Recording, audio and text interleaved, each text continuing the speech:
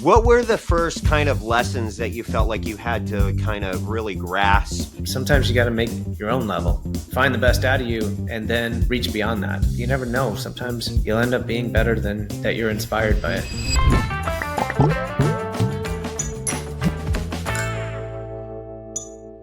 Hey guys, today's episode is a really special one because I'm honored to sit down with Glenn Ferguson, one of the most talented, respected, and just genuinely kind caricature artists I've ever known. Glenn has been a professional caricature artist for over 31 years, earning the Golden Nosy in 2009, and building a body of work that goes far beyond live caricature. To incredible illustrations with phenomenal airbrushing skills, to a legacy that's influenced artists all around the world. But Glenn isn't just an amazing artist, he's actually one of my favorites, and someone I'm proud to call a close friend. He's one of the most encouraging, positive people you'll probably ever meet, which makes his story even more powerful. In 2016, Glenn survived a brutal attack by a deeply disturbed coworker, an event that left him in a medically induced coma and fighting through a severe brain injury. The road back was long, dark, and uncertain. But Glenn did what he's always done. He pushed forward. Through heart, persistence, and an unbelievable amount of resilience, Glenn became a symbol of strength within the caricature community and beyond. And this conversation is pretty honest. It gets emotional, but also deeply inspiring. So grab your sketchbooks, settle in, and get ready for an unforgettable conversation with my friend, Glenn Ferguson. First, thanks for doing this. I appreciate it. Thanks for taking the time to do it. Kind of just want to get started, find out when you first started doing caricature. I love everybody's journey through the whole process. So if you could just go ahead and share that with us, Sure. That'd be excellent. I've been drawing my whole life, and that's, I knew when I was a small child I wanted to do this for a living. But I actually went to Six Flags with a friend, and I saw them doing caricatures at a stand, and right away I told my friend, I was like, I want to do that. And it was like, okay, fine, let's go ride the ride. I was like, no, I want to do that. And I couldn't think about that. We went and rode rides and stuff, and I was like, I can't think about anything else. So we went back to the stand, and I saw Chris Galvin, who is ISCA member and previous president of ISCA. Went right up to him and said, hi, I can do this, and I want to do this, and what do I have to do? And he kind of grinned, and he was like, okay, man. And after 15, 20 minutes of talking, I watched them and some of the other artists draw for I don't know, over an hour, and I was young and I was ambitious, and I was like overexcited, and I was like, what do I do? What do I have to do? What do I have to do? And so I don't know if he was trying to shoo me off or calm me down or whatever. He said, bring me, because it was like on a Monday. He said, bring me back 10 drawings of a caricatures and bring them back next Monday. Well, I came back like 2 days later, and I had like 25. And they were rough and sketchy and, like any rookie has. And but I was very driven. And so Chris was looking at a lot of them, and he was happy that I came back and I was taking it seriously.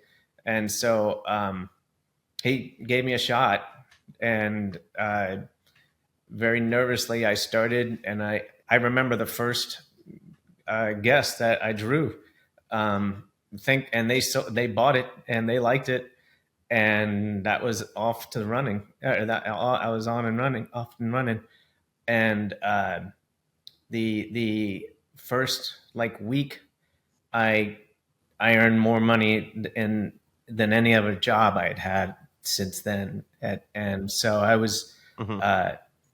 I was like, this all works. This is I can't believe I get to be paid to draw people when I was at college and art school, paying for college that I couldn't afford, and paying for models to draw figure art from that I couldn't afford.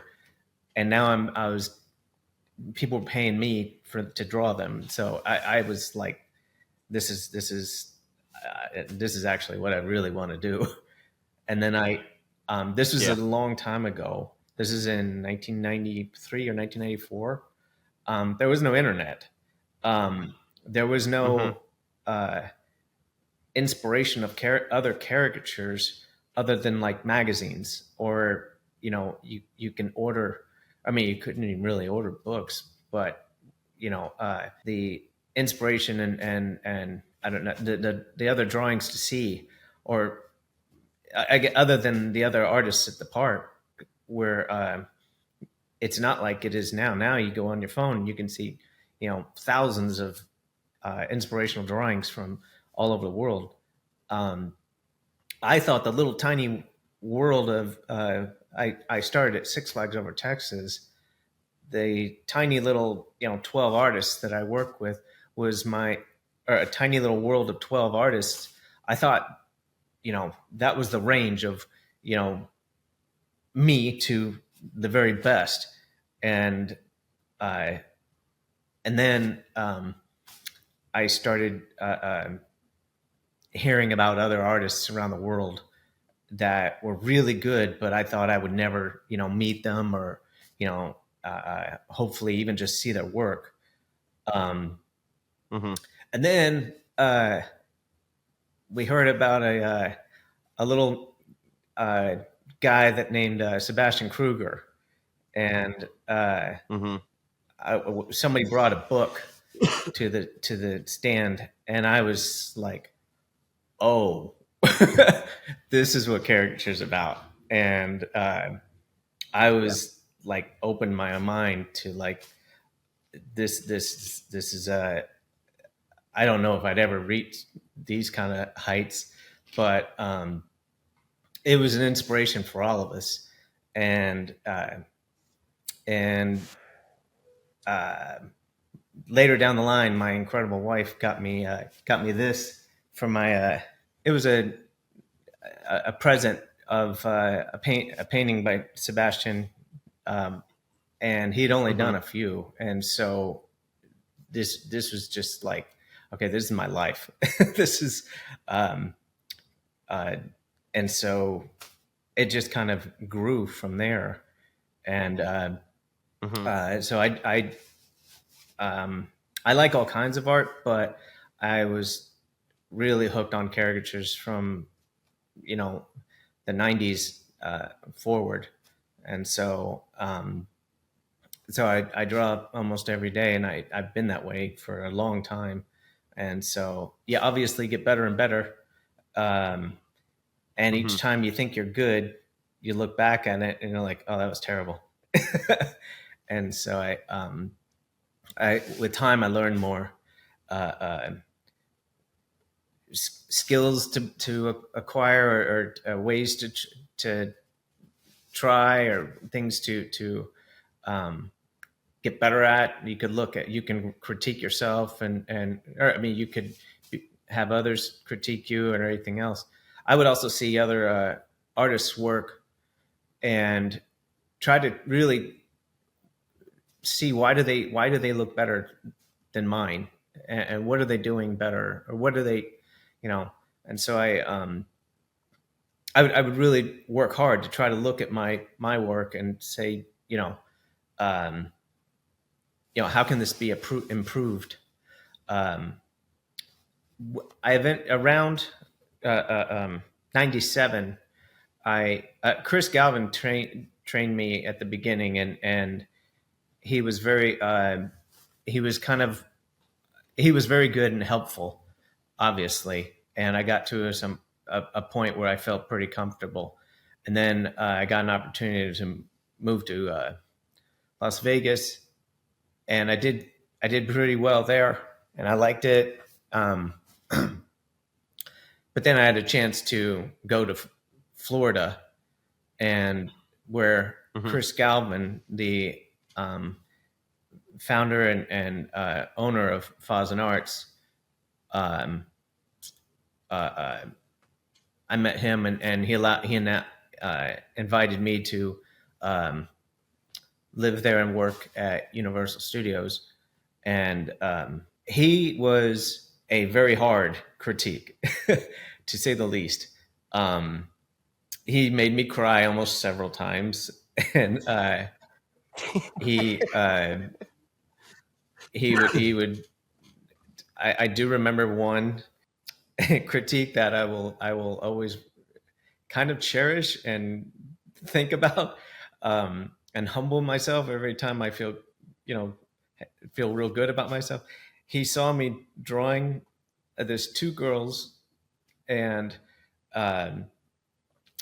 they loved it. They bought it. They bought a frame. They tipped me, and they walked away, and everything else. And he goes, he was like, I was like, see, look, I'm good. I'm doing great. And he said, yeah. He goes, I used to have a little parakeet, and the parakeet was lived around for a long time. And I used to hear that parakeet all the time, and it would shit like 30 times a day. And I was like, what? And there's guests around.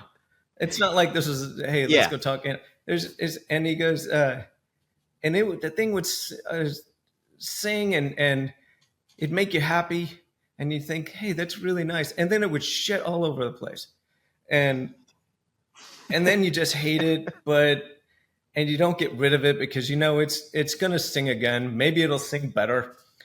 And I was like, what are we getting at? And he goes, so I would put paper on the bottom of the cage, and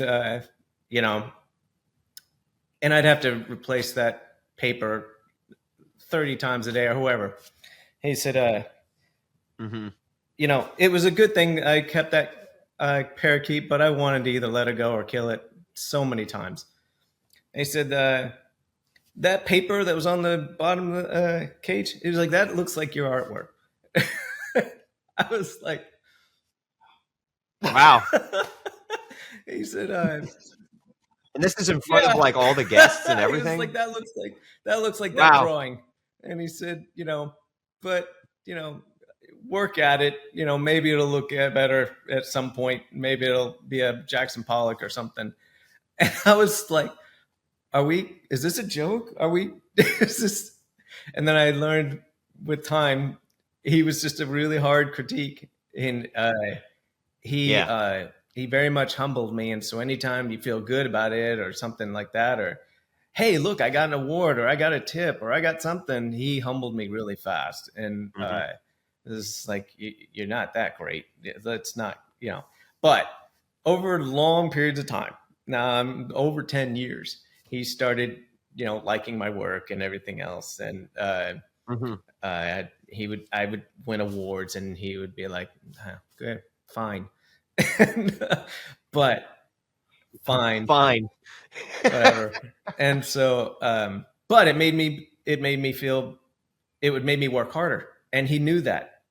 And I told him, I told myself all the time, I said, look, you can critique me. You can make me feel bad. You can make me, say, bad things or critique me really hard. I said, and he said, you can fire me, and I thought this to myself too. I was, you can fire me all you want. You can fire me if that's what you want. I said, but I'm not going to quit. I'm not going to quit. You're not going to make me want to quit to where I do it.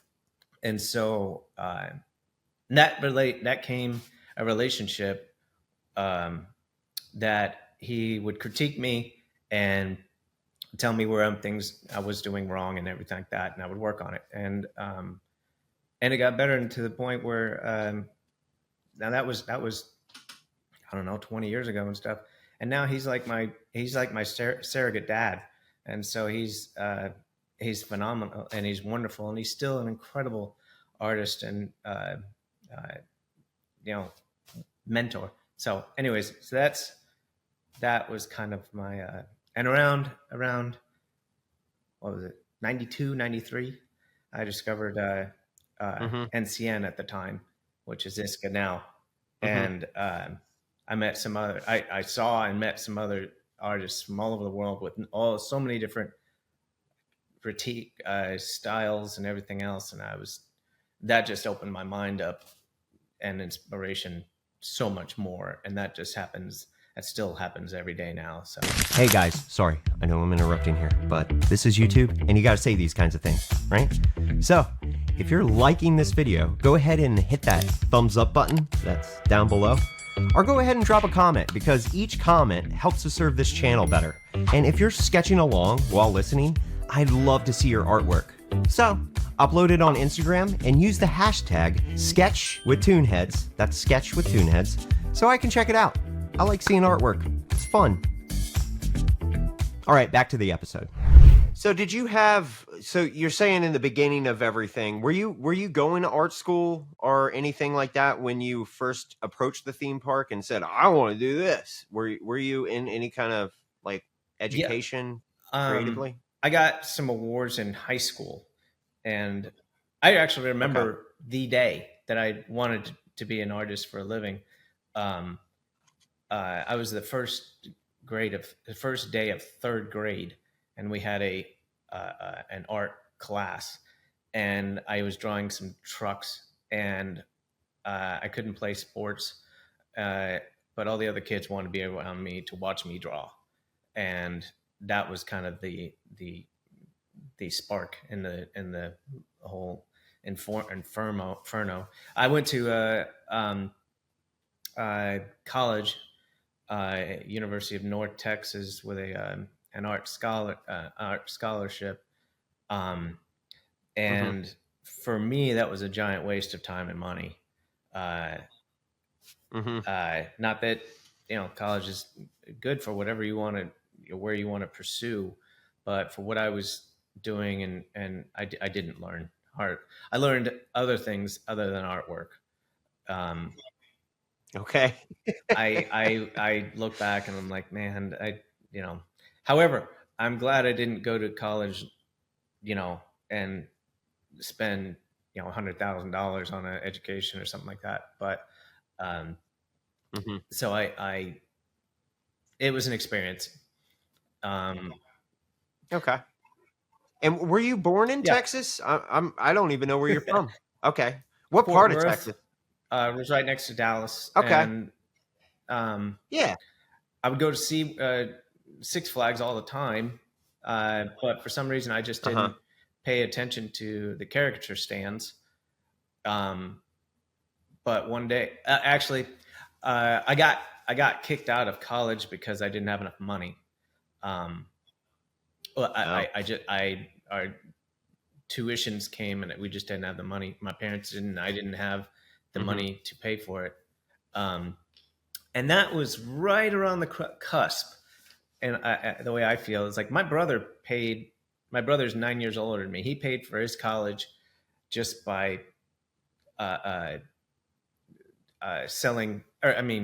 delivering pizzas, and he was a bartender and stuff like that. And he paid off his college before he finished college. That's impossible. And right, I was around this cusp. It's like that's you're going to be in debt no matter what if you go to college.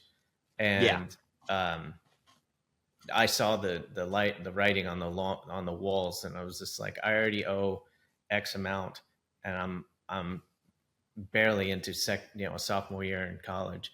And I even thought to myself, this is back then, I was like, I'm going to owe $20,000 easy. That's just doing quick math.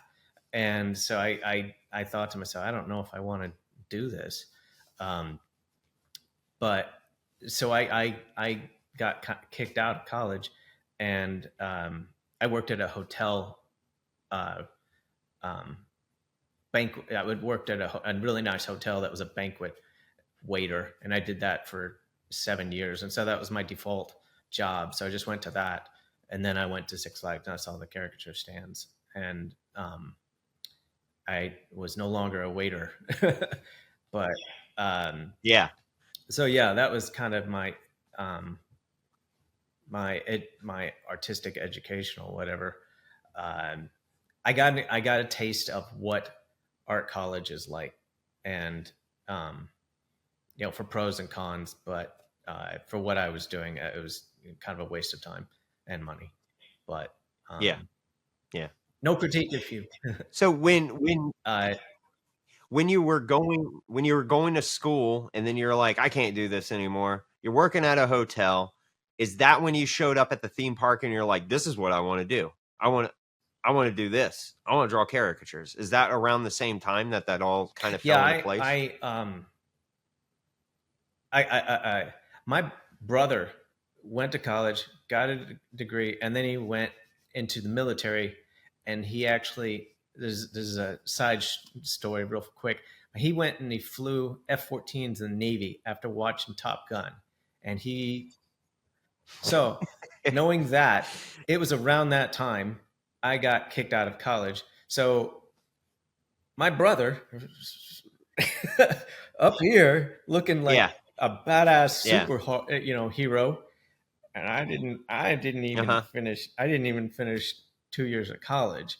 So my self-esteem and everything else was just like, I don't know what I'm doing, and I didn't know what options I had or whatever. So when I saw the caricature stands, I was like, I can do that. I know I can do this. I can do, there was a light in a dark tunnel, and I was like, that's why I was just so enthused to go to Chris Galvin. I'm so grateful, and I tell him all the time.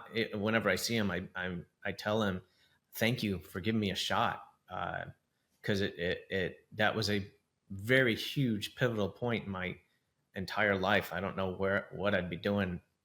I wouldn't be at that hotel, but I would be doing something different, that probably not as happy. Yeah. So, yeah. So Chris Galvin, right? Yep. Chris Galvin? That's his. Yeah. He was the one that you first met when you showed up, and then he was mentoring you on how to learn how to do caricatures. Yeah. That's awesome. And I became a wonderful friend with him, and he's still in Fort Worth, Texas, and I'm used to saying Central Florida. That's where I'm at, but he's still in Fort Worth, and an incredible caricature artist still, and I'll see him every once in a while at the ISCA conventions or stuff like that, and so yeah, he's wonderful. And then I went to the to see to have Fasen Arts, or Steve Fasen, continue my training, and is still an incredible artist. He also does pottery, and he's a master potter. Is that the correct? I heard that. Yeah. A pothead. Yeah, I'm sure he's had all the jokes, but he's one of the top potter in the whole world, and so I didn't know that's that. a little side hustle he does, but and he's also one of the highest Aikido martial artists in the world as well. So he's an incredibly hardworking, ambitious. So between that and my brother, I had a lot of shoes to fill, and so but I had a lot of really good mentors and support. So would you say that your brother's success and his stories kind of motivated you to kind of push yourself a little bit? Oh my gosh, yeah. For good or for bad. Good depending on what I did a drawing of, it was really good drawing, and I was proud of it, but of him living in his shadow, and it was kind of like a little depressed but inspiring as well. But the drawing came out really good, and I was happy. I was proud of that.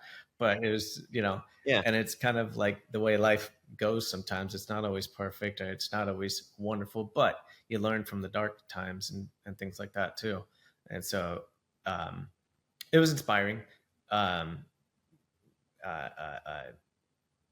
my brother is still is a mentor, and I only have one sibling, and so I love him very much, and so he's still very much a inspiration, and even though he doesn't draw at all, but he's a guide to way to live life and work hard and everything else. So, but were you and your parents close? My parents were both divorced and remarried like 3 times each, but my mother loved me very much, but she didn't really know how to encourage, like, support me as far as a art career. She was very loving and supportive, but we didn't have any money, and we didn't really have much direction of career or so I was kind of on my own a lot. And so but my brother had the same thing, but he went into his own direction, and he wanted to leave home like at 15. And so he was like, I'm ready to go, I want to start my life.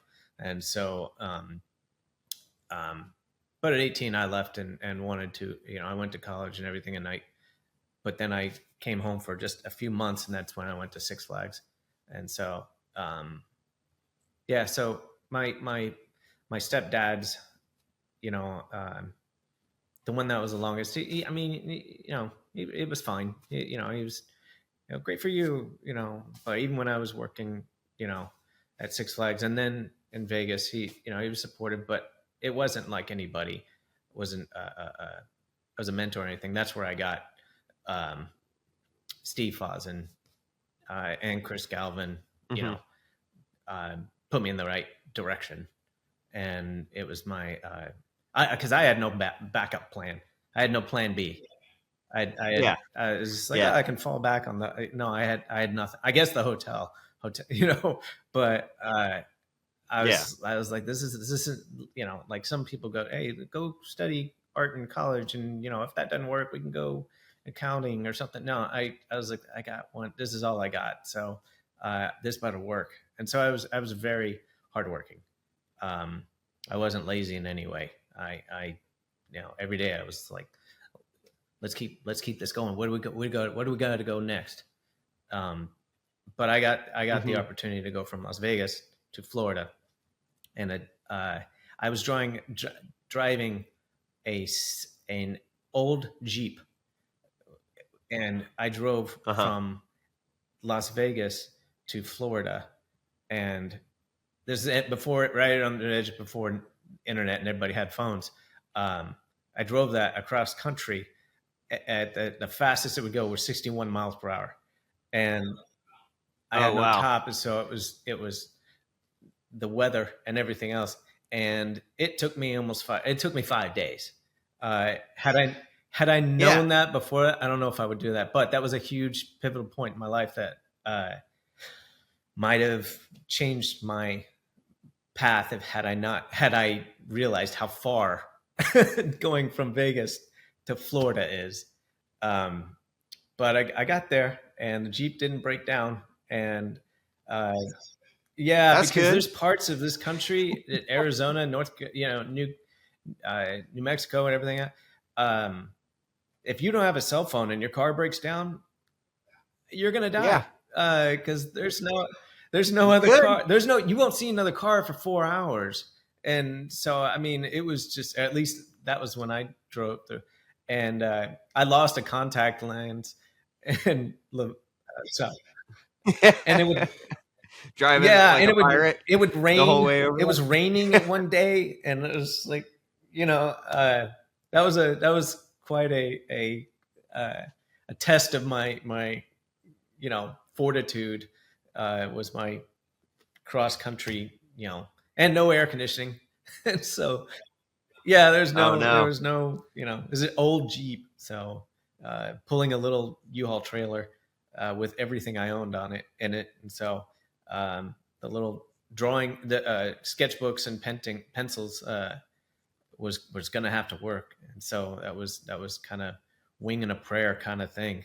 And so when I showed up to Florida, I was like, I want to make this work. I'm going to work as hard as I can. And I was going to draw constantly.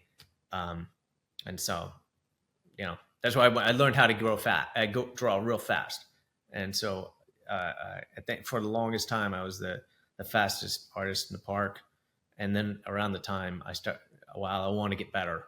And so, then I became a manager. And so I would try to train younger artists and whatnot.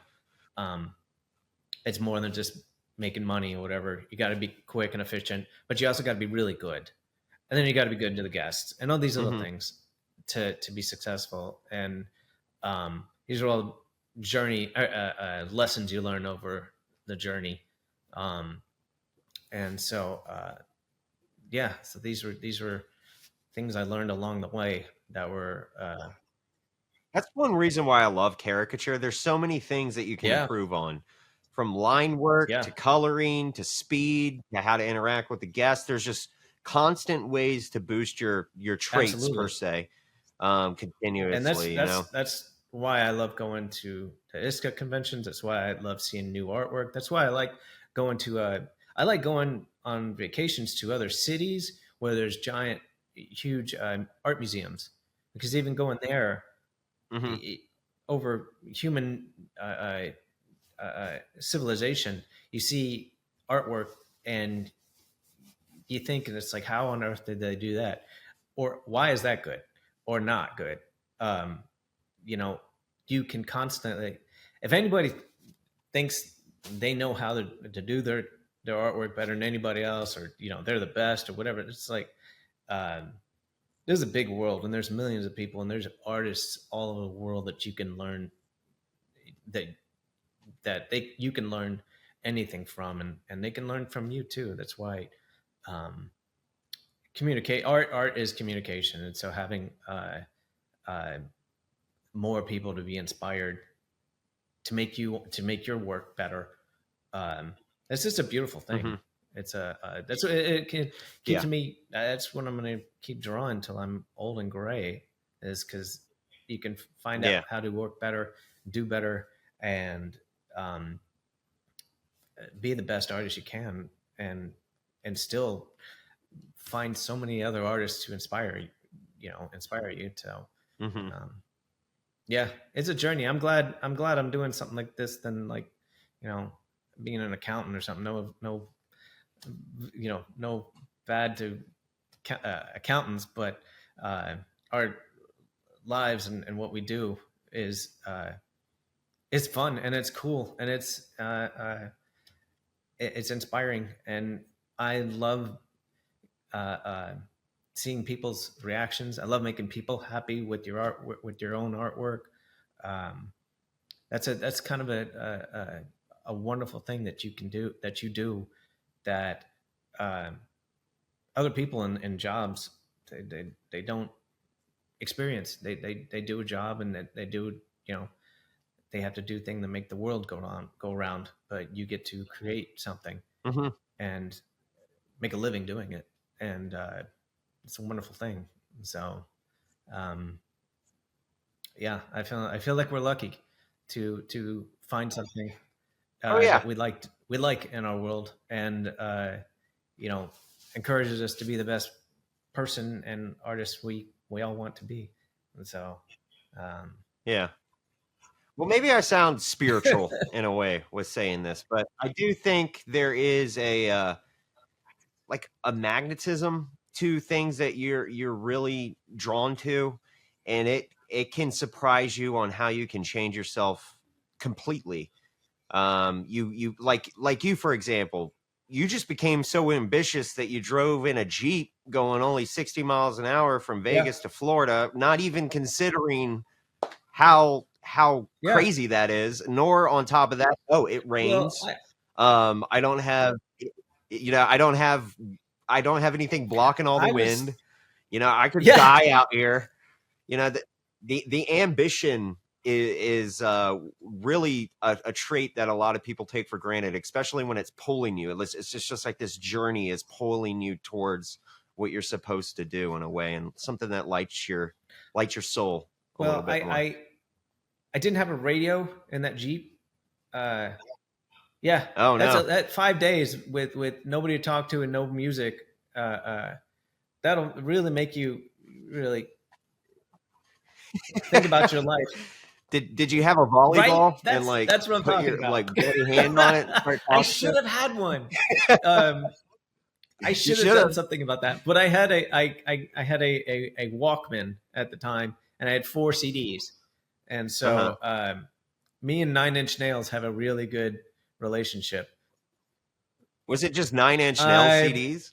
Most of the time, I think I had a Metallica and I don't remember what other ones, but I remember the 9 Inch Nails CDs, and I might have still have it just because it was sentimental.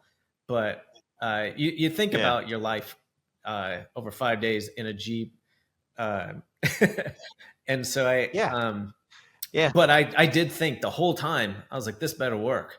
This better work. I better get to Florida. I better get to the stand. I better not get fired. I just went across country, and what if I'm there for 3 weeks and they're like, this isn't working out or something. So when I got there, I was like, I have to make this work. And so I'm going to be the best artist I could. I'm going to be the best cast member that I need to be, or whatever. And that kind of was the catalyst to Steve Fasen seeing my hard work and determination and everything else to directed the rest of my career. But I bet the farm this was going to work. At the time, my parents were in financial trouble and stuff, so that wasn't a backup plan. I couldn't go back home, and so I guess I'm going to live in this Jeep if this doesn't work. So yeah. Were you stressed out? You go through Arizona. Oh, I did pull over one time, and I was almost crying because I was just scared, and like I pulled over at a gas station, and it was already like 12 hours. I was exhausted, and I slept in what are those parking lots where 18-wheeler trucks go. But I was even scared that it's like this is so risky. This is walking in a minefield or whatever. But I was kind of almost crying. This guy said, "How you doing? You all right?" And I was like, "Yeah." And so I told him a tiny bit of my story or whatever. And I said, "I'm scared this Jeep's not going to make it." And he was like, "It's going to make it. It's going to make it." And he was the encouragement enough to it kind of tears me up a little bit, because like I thought a lot about just turning back, but he was the one guy, just a stranger. He didn't know that Jeep could have fallen. It broke down, but he gave me the encouragement to like, this is going to be fine. Just keep going. And so, every once in a while. Yeah. And that's before cell phones too, right? So you couldn't like call family or your brother or anything. You were just on your own. In the desert. And then one guy. That's awesome. Is it? I don't know, but it's good to look back now. I think it is. I mean, when I was doing my exposure therapy, getting out of the house, one thing I really enjoyed about each time I had to push myself was I would meet people like briefly, and they would say things that stick to me to this day. Like one guy, I'm in the line, right? I'm having a panic attack because the line's long, and I'm like, I gotta get the hell out of here. I need to freaking leave. And you're getting mad, but also like super anxious. And I'm like sweating, beads are sweating down my face. And I'm like, can this line hurry up? I just said it out loud without even thinking. It just came out. And this guy's like, what do you got to do today? And then I turned around and looked at him. He was this big older guy. And then I was like, nothing. I just want to get home. He's like, buddy, you're stationary right now. All you got to do is sit in line, Yeah. and that's it. And I was like, okay.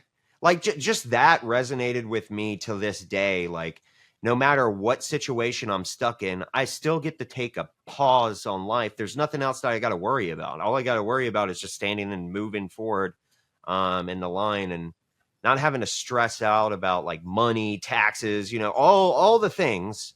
It's just focus. So it's weird how strangers can just inspire you and push you. Because I think the hardest thing is believing in yourself. And, sometimes you just need those words of encouragement just to keep going. And I think that's probably what you struggled with when you were driving down there, is just trying to believe in yourself, because there's no plan B or plan C or even plan Z. That was the other huge thing. I was just like, I am on a thin line to making this be successful. And I don't know what's going to happen. It was kind of like you're scared, but you keep pushing on. But I'm 52, and so I've learned a lot of experiences that will make you step back and realize there's tiny moments at your life that will make you go in the right direction. And just like your anxious panic attack, whatever, sometimes you have to step back and realize this is a whole big journey, and you can focus on this one tiny little thing, or realize this is just a few seconds in your life. Go forward, keep at it. And so to me, that's like, it gives you a better attitude per se. Even if you're having a rough day or whatever, we're all human. Stuff, affects you in different ways and whatnot. But the one thing with time is you gain wisdom and perspective, and you learn about yourself enough to realize the moments when you're upset, or at least this should work. The moments you're upset, they're just little tiny bumps in the road. Those are pebbles in the road. You're up a huge hill, and but you also get to go down the hill too. Don't focus on the little pebbles, or look at the big picture. It'll help you focus sometimes. But at least that works for me. Yeah, zooming out. Yeah, zooming out. Is hard. It's just a hard. It's very hard. But I don't know. For me, I've gone through a lot of experiences in my life. It helps me anytime I'm having a tough time. I have panic attacks, sometimes very bad. But I think about what I've gone through and how I've gotten to this point. And it's inspiring myself enough to, hey, this is just a moment, keep going forward. You've accomplished so much. Look how many hills and mountains you've climbed. And it's just made you stronger. So, but even tough days. Do you think the only way you can really learn that lesson about your resilience is putting yourself in those situations where you have to face the dragon per se? That's a good question. I kind of want to say yes, because otherwise, how are you going to? I'm going to lean on yes, because how are you going to learn perspective if you haven't gone through something like that or whatnot? I mean, you can try to empathize the best you can, but you talk to somebody that's beat cancer, or they've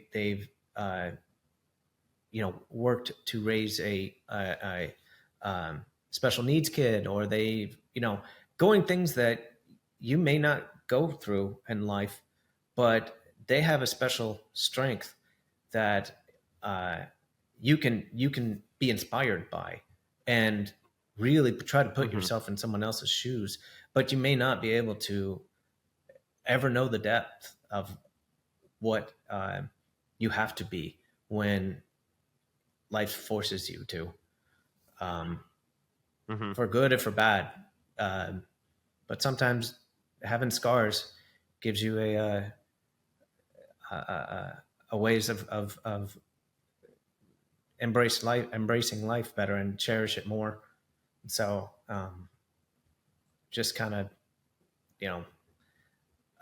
the wisdom I try to grasp as as you get older. And so, but yeah, it's a good question. It is a good question. That's deep. I think that was a good answer. Really kind of like have to think about, but yeah.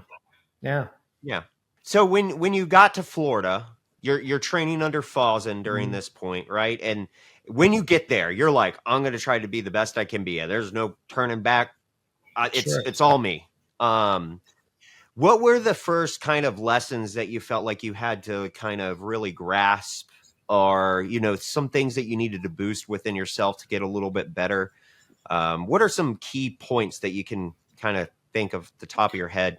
There were little things, like you were kind of touching on, which is some things that you can learn in high school and art school, is line work, composition, coloring. We worked in airbrush, and that's a skill that takes a lot of time and practice. And it took me a long time to be very efficient and good at. And I still see other airbrush artists out there, and I'm just like absolutely blown away. One of the best artists in the world in my opinion, is an artist named Drew Blair, who I'm friends with. I see his artwork, and I'm like, I don't know how that's possible. But I watched him do it, and it's like, you'll be inspired through life, and maybe you can reach that levels, maybe not, but sometimes you got to make your own level. You got to, you got to find the best out of you, and then reach beyond that, because you never know. Sometimes you'll end up being better than somebody that you're inspired by it, to begin with. Or you might go in a different direction. You might be a different style of artist, or a different style of something, a different way of doing things, and you're better at that. So if you're going to be an artist, draw every day, try different mediums. I like the idea of painting, like with oils and paint, acrylics. I am not good at those at all, but I see some, artists doing some other mediums that I'm just blown away with. I'm just like, I don't know how they're doing that, but it's very inspiring. And so, when you went to Florida, before going to Florida, were you working with airbrush? Yeah, I was then. Okay, so when you went to Fasen, you already kind of knew the I guess the formulas for their types of caricature. I that was the requirement to get the job. They do it in this kind of pencils, this kind of airbrush. You got to learn how to do it, and it was hard at first. And as it was with any artist, at least doing airbrush and pencils. But that's how Fasen Arts became famous with what they do, and so you had to learn how to do it. And again, I was like, I'm going to make this work. Lots of cursing at the beginning, and lots of I didn't throw anything, but I wanted to several times. But and then when the airbrush doesn't work or something like that, and you got to learn how to say the least, I've become very efficient at tuning an airbrush. But Are you like Forrest Gump when he disassembles yes, the rifle? yeah, And you're just I can fix an airbrush, with my eyes closed.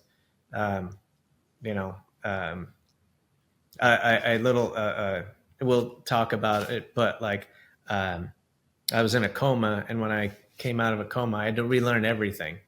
I had to walk and talk and everything else. When I eventually went home or whatever, I took apart and assembled an airbrush, and it was so second nature. I actually could assemble and work an airbrush better than tying my shoes. That's I'm being honest. I could, my second nature of, what your fingers are supposed to do to assemble and put together an airbrush was more natural than tying shoelace. So, yeah, but still there's others, no matter what skill or tool you use, there's somebody out there that's doing it that does it better. I mean, yeah, or at least a different way. And so yeah. So with the formulas that Fasen kind of outlined for you to get, did you feel like you started grasping that so well that you started kind of going over the formula a little bit? Sure.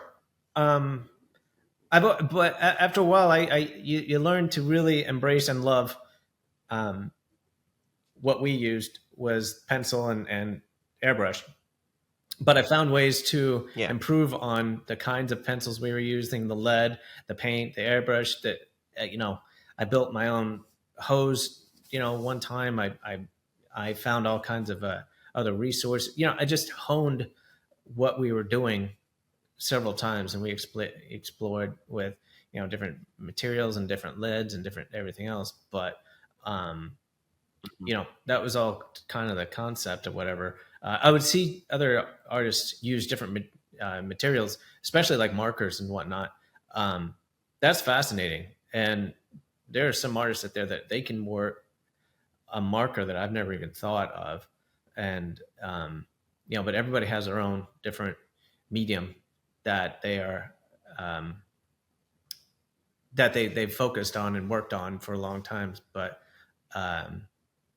you just learn how to or at least I learn more and more how to do it better and better. As I hold this specific type of pencil right here, I found these special types of grips and everything else. You learn what works the best for you, and I think that goes with anything. But but like Steve Fasen, he wraps this pencil a certain way, and he tried, with tennis grip tape and cushions and everything. And I tried doing that, and I was like, this is stupid. This doesn't work.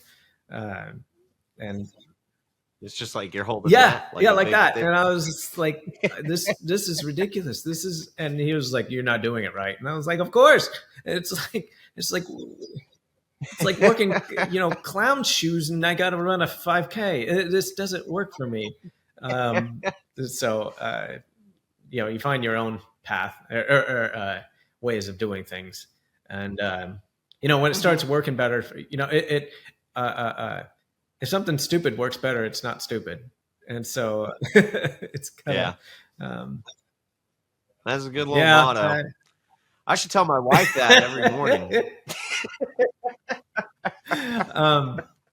A little funny thing was Steve Fasen. This is a long time ago. He told me he worked in construction, and those flat square pencils for construction workers, so it doesn't fall down. It doesn't roll down somewhere.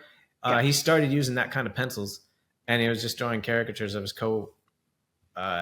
construction workers, and that was that was 180 years ago or something. That was a very rudimentarily. That was before. That might have been before airbrush caricatures were doing.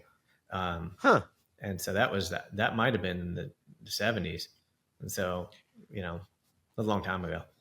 But was there anybody in particular that you were working with at the park that you kind of wanted to absorb their style a little bit and form your own little, kind of form your own little style into that? I worked with J.W. Cornelius, who's, I'm not sure if he's an ISCA member still or not, but out of Las Vegas.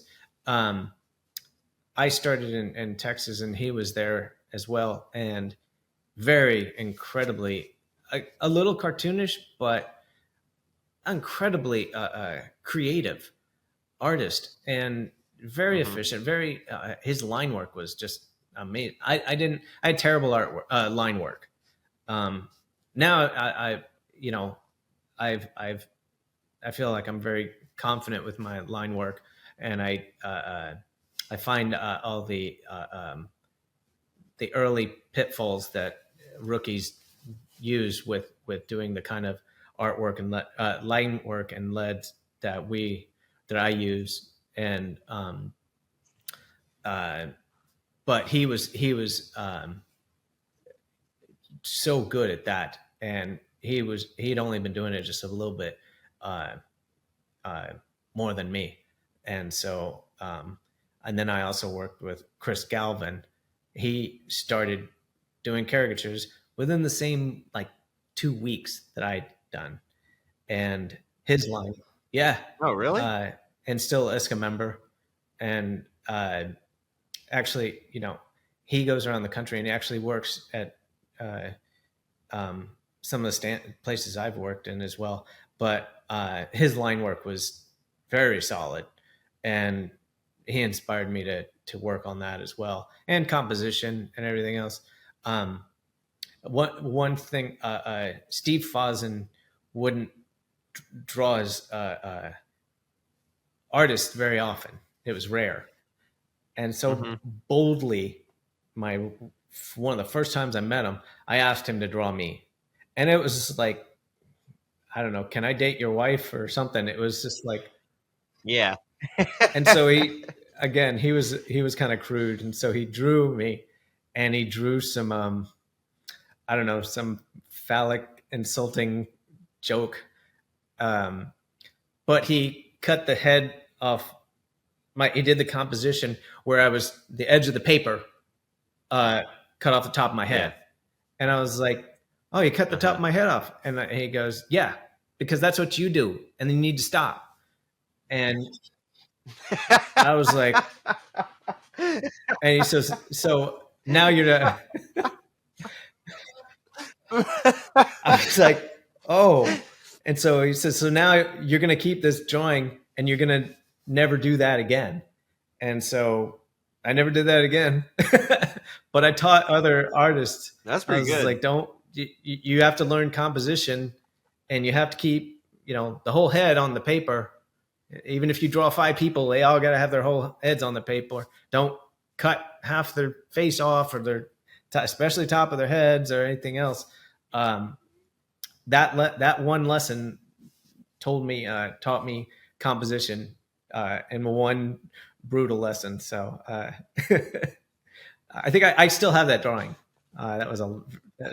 Yeah. That's awesome. That's a good story. Yeah, I like it. He obviously knew how to do composition, but he did it poorly in order to send a message. And so it was kind of interesting. Yeah. It was funny. But so how long did it take you to become a manager working at the theme park? I became manager in year 2000. So I was in Orlando. So probably 4 years, so rough around that, 3 to 4 years. Okay. And so, but again, I was working 6 days, sometimes 7 days a week. And I was always trying to get better. And I was always trying to, that was around that time I really started embracing if this is what I'm going to do for a living, I'm going to be the very, very, very best I can. And if I'm going to be this company I'm going to work with, I'm going to embrace it the best I can, as if it were my own, almost. But I cared, and I cared about everything. I wanted everything to be better, and to or do not better, doing the best it can, do it the best it can. So Steve Fasen saw that early on, and gave me one, we had a meeting, and he didn't talk to me. He just said to everybody, Glenn's now the manager, and he's going to be doing all the extra responsibility. And if there's any problems, you need to contact him. I was like, okay, I guess this is what I do. And like, I was a younger guy, and like there were some older artists there, and they weren't really kind to the idea at first.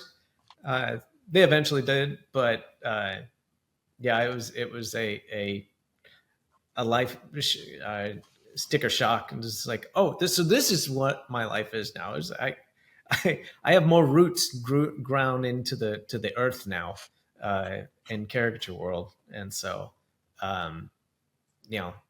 But then a few months later, I met my incredible wife, and so that year my life changed dramatically, and so yeah.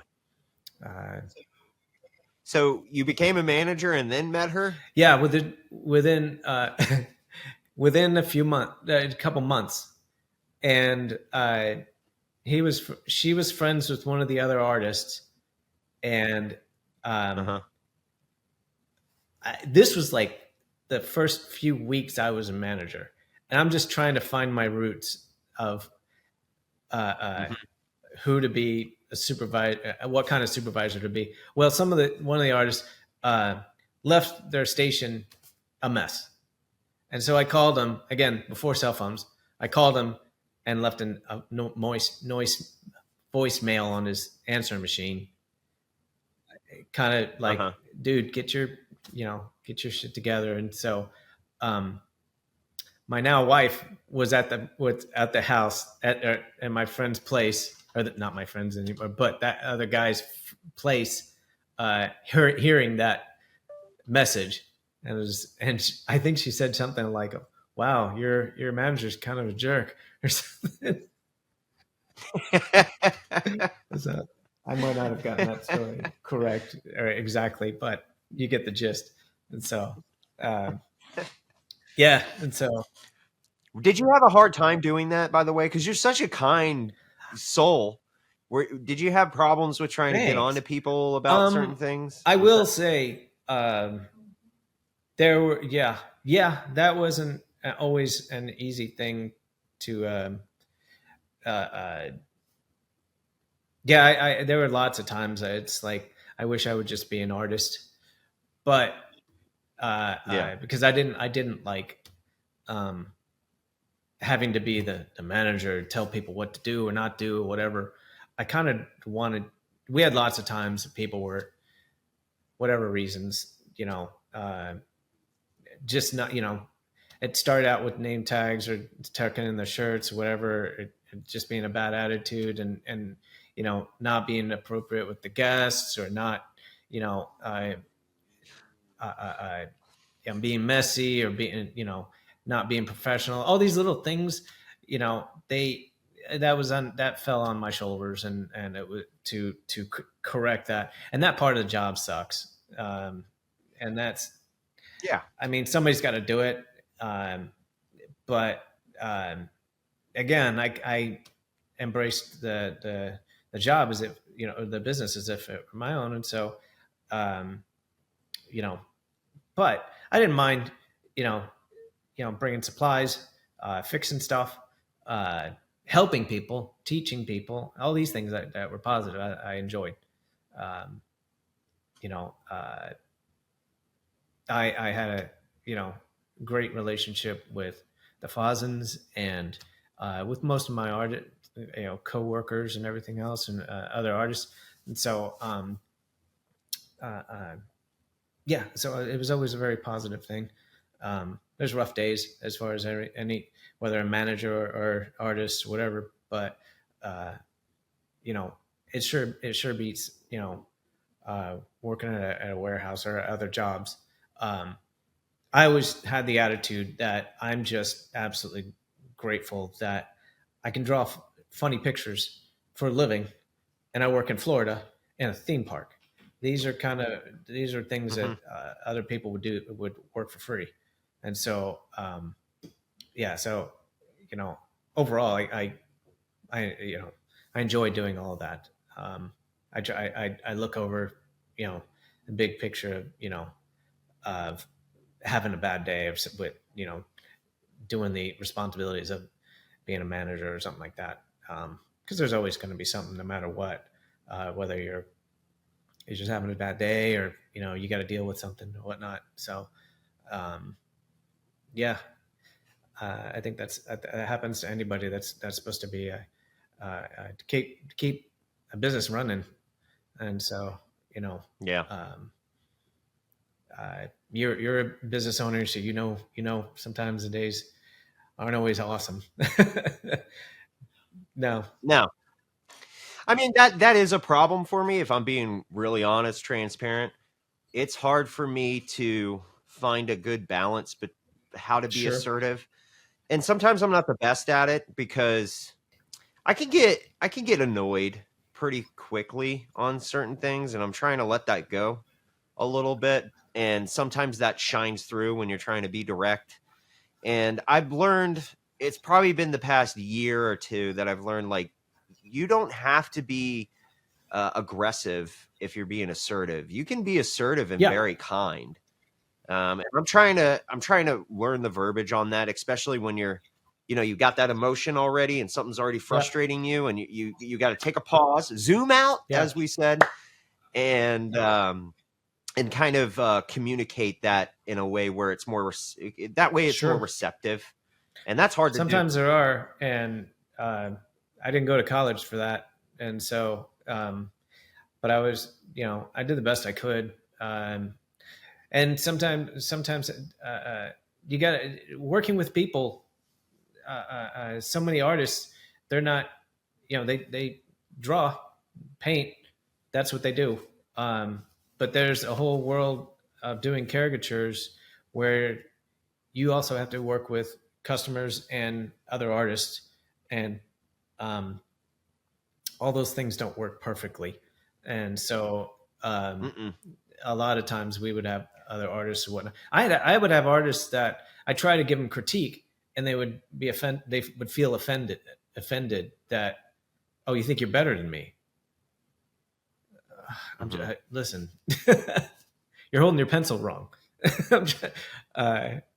You're drawing upside down. It's not working. I'm not trying to be a jerk. I'm trying, I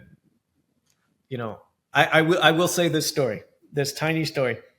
I feel overall, not generalization, but a lot of people, a lot of artists are a very eccentric person, creative, unique, different people. And we had quite a few. I think I try to think of how many artists I've worked with, and I know it's over 100. So there was a bunch of them that were unique people, like don't see eye to eye on everything. But we had one guy that stuck in my head, and he came to work, and I'd always have to do something with him. Like, can you please do this? It's, just, put your name tag on, please. Put your, put the tarps up or whatever. But one day he came, and I was in the other stand. I was bringing supplies, whatever. And I look over, he had no shoes on or socks. And I couldn't believe I had to say this. I was like, where are your shoes? And he was like, well, I didn't think I had to wear them. And again, we had to work in the theme park, and we were a third party. We were a guest to work there. We didn't work directly, with the park. And so we weren't employees, and so we were third party. So it's like, yeah, we have to look good for the park. So put your shoes on. And he was like, well, I don't have any. And I was just like, well, then you got to go find some. And he was shocked at that. Like, why would I have to wear shoes? You know, this is a free country and a free world. And, you know, I was like, I can't, wow. And then like just a couple days later, we was in the backlot areas, not where, you know, guests could see, but all the employees had to walk right by.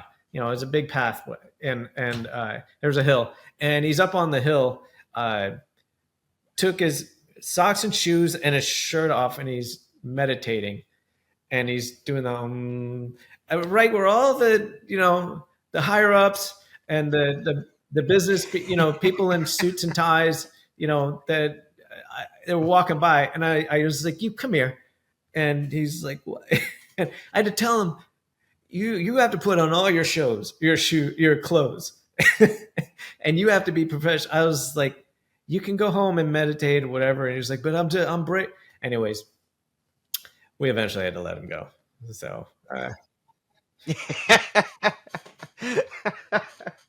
the lesson of that story is keep your shirt and shoes on. So over 20 something years, we had a handful of artists that I found are, you know, unique souls that were, you know, some are very, very efficient, but are really good, but not good at handling the world. But, you know, no. But, you know, that's the world. That's the way the world works. And that's where, you know, a lot of artists are like, but, you know, but they have strengths in different ways. And you're like, wow. And so, you know, it takes all kinds to make the world go round. So. Correct. Question. What were some artists that stuck out that literally taught you good lessons that still stick to you to this lessons, day? Like positive lessons, not no shirt, no shoes, like something that's like, wow, this resonates. This is nice. Because that's one thing I like about working with other artists. I mean, no matter the skill level, they're always going to teach you something. I kind of feel like that's more beyond artists as well. You can learn lessons from anybody if you're looking for Correct. If you're looking for lessons, you can definitely learn something. I worked with Jesus Minguez, a coworker who he wanted to go to college. And he realized he had to get more efficient and get quicker to make more money, but also be very good. Mm-hmm. And he learned how to be quick in the coolest style, a little bit Hirschfeld type, but just lightning fast. And he made enough to go to college and everything else while still working at the park. I was so impressed. I was one of the quicker artists there too, but I was fighting to keep up with him. And I learned a lot from him. I also learned a lot about interacting with guests. We had an artist named Calvin, and unfortunately Calvin passed away. But he could interact with guests and talk to guests, and his work was not awesome. It was not, he did the same drawing over and over and over again. But he was so good at talking and interacting. He made everyone feel like they got the best artist in the world. And like he would get a reject once in a while. And I was like, well, of course, this is not good. This is terrible. But Knox turns around and he's making so many guests happy and he's getting tips and everything. And I'm like, how is this working? Because his artwork's not strong. It's weak. And and so, but his attitude was, we're here to make the guests paid to be here. It's our responsibility to make our guests happy. And that resonated a lot with me. And we had a couple artists that were like that. We had another artist that was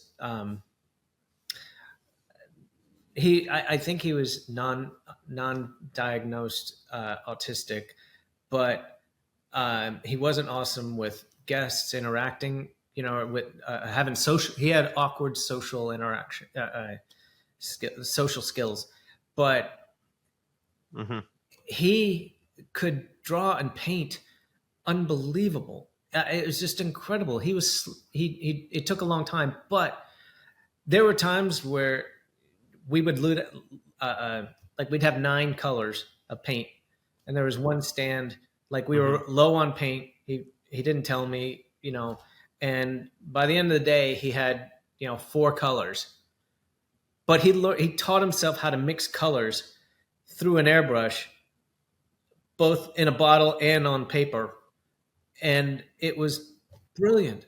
I mean, how do you get red without red? And I mean, I was fascinated. And I was like, how'd you learn how to do this? Because I knew he didn't go to college or go to school of any kind. And he was like, I don't know.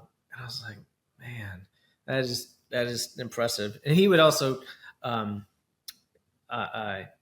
draw in different ways that were just amazing. I mean, he would move his paper different, and he would, he'd work with the most minimalist tools and things like that. So you can find lessons in anybody, but I worked with Eddie Pittman my first year, and he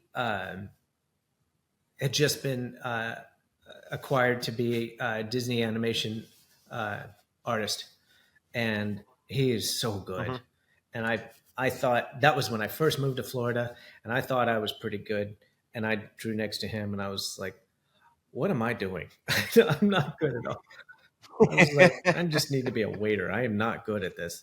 But so many other artists that were just so very inspiring in so many ways. Like I said, and we had. How long did you work with Eddie? I worked with him for, I don't know, maybe 4 months, something like that. And then he went off to did Disney movies, and so he worked on Mulan and a few other movies that were awesome. And so there's a few artists that were very, very good. There was one artist that I can't recall his name, unfortunately. I didn't work with him very long, and he was good at his artwork, but he was the smartest guy. He was very intelligent, and he was just in a regular college, and then he was applying colleges for a few, and he was like, I got to tell Glenn, I got bad news, and I got to tell Steve, or and I was like, what? And he said, I got into college, and I think I have to go. And I was like, oh, that sucks. That's, you're really, we appreciate you. I was like, what, what's cool college, did you get into? He said, what was it? It was really one of Stanford, or I was just like, I was just like, well, you're fired. I was like, if you have to think about it, you're fired. Now you have to. I was like, I'm not going to let you work here if you're, anyways, yeah, and I never heard it from him again, and that's a good thing. So yeah. What about guests? What's some lessons that some guests have taught you? I would say that you get an interaction with somebody, what you give out. And so, and I would see that all the time. Not only that, but I it happened. I would do it as well. If you have a bad attitude, or you don't care, or you don't put your work into your work, or care about, hey, these people, they're gonna, they're paying for you to draw them, and that's something they cherish you enough, or they care enough to pay money for you, and to spend both of your time to do something cool. And you gotta remind yourself, they're holding on to this, possibly, maybe 5 minutes and gonna throw it away, but other people, they'll put it on the wall and they'll hold it, maybe for the rest of their lives. And that's something that you gotta really wrap your head around. One time, side note real fast, my mom passed away, and we were taking out things of her material, of her stuff, and we were in the attic. I actually found a caricature of her when she was 4, from 1946, in a frame. And Oh, wow. Unfortunately, I didn't get it. I wished I would have gotten that. Something happened, but I would have absolutely cherished that, because she held on to that caricature. And I thought about that later, while I was already starting for my career. It's like, someone's going to hold on to your caricature for the rest of their lives, if you've done this long enough. And that's something huge to think about. I have several customers I've had, and my work is all over their walls, and it's going to be there forever. And it was that's important to think about. So I think a lot of in a more modern time, you learn, if the customer is going to be looking at their phone the whole time, that's what you're going to draw.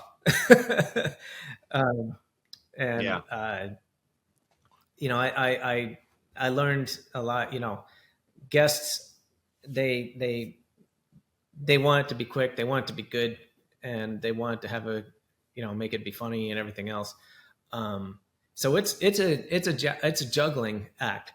And so you got to, there was that old saying, do you want it to be good? Do you want it to be fast? Or you want it to be cheap? Because you can't, you can pick two. You can't get all three. So you learn that too. And so, yeah. I guess you realize too, especially if you work in a park or fair or something like that, you're going to run into some rude people sometimes, and you got to handle that. But you also get, you'll get some really wonderful experiences and stories that I'll cherish. Eventually somebody's going to, hey, can you draw from a picture? Yeah. Here's a picture of it. Oh yeah. That was my child that they passed away or something. And that's real heavy, and that's real responsibility. And you can't spit that drawing out. You gotta put some care into it. But any park or place that you work or whatever, that you got to draw people a lot. People want to be happy, and they want to like what you draw. And so just take some thought into it as you're drawing, not just spit them out to make money. Because I went through that too. Because in the long run, you want it. It's important to make money and to be efficient and everything else, but they will remember their experience, whether it's positive or negative, for a long time. Because every time they are in the future, they're at a park or they're at a fair or they're somewhere, they're like, Oh yeah, there's a caricature stand. Yeah, I got one of those done. I will never get it again. And you tainted that. Mhm. Or oh my gosh, I got one done at wherever, and it was the best drawing ever. And uh, you have an impact. It's not like working at another job where oh you gave somebody you did their job and they went on with their life. You affect them somehow, and that's important. I think it's a responsibility. It's important to think about. Um, so I don't know if that went into your it went more than your question, but No, it does. I mean, that's great answer.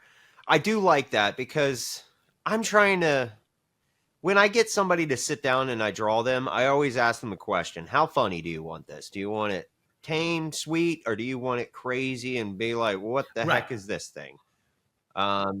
The people that, are more laid back, want the experience, they're going to say, sure, I want it crazy. The people that are timid, they don't want to they're already nervous right, sitting down. They're going to say cute. A lot of people argue with me about this because you should just do you most of the time, but I like versatility. Um, and when I tell people, when they're like, I just want it cute, I'm like, okay, you got to do me a favor then. You're going to get more caricatures from now on. And the next one you got to get it crazy. And I think it's important to communicate that a little bit more because you and me sure, know this. We can get tons of caricatures and put them all over our wall because it's us, it's our face, but it's like different styles, different. It's just another personality added into it. And I wish more people understood that so they can collect these sure. things because having a caricature by Krüger, I mean that's an honor, and then just other artists that you can kind of just show the different styles with. I do like when people come over to my house though, because I think their first like reaction is, "Oh, this dude's narcissistic." This is just I've tons of had his people say faces. that. But then you get to have a story and say, "Look, this is an artist in Germany. This is an artist over in California, Florida, and we like Mhm. collecting these things." And I just wish more customers understood that a little I bit more. I think that's also important a little bit to have some kind of interaction or conversation a little bit with the guest because like Oh uh, yeah.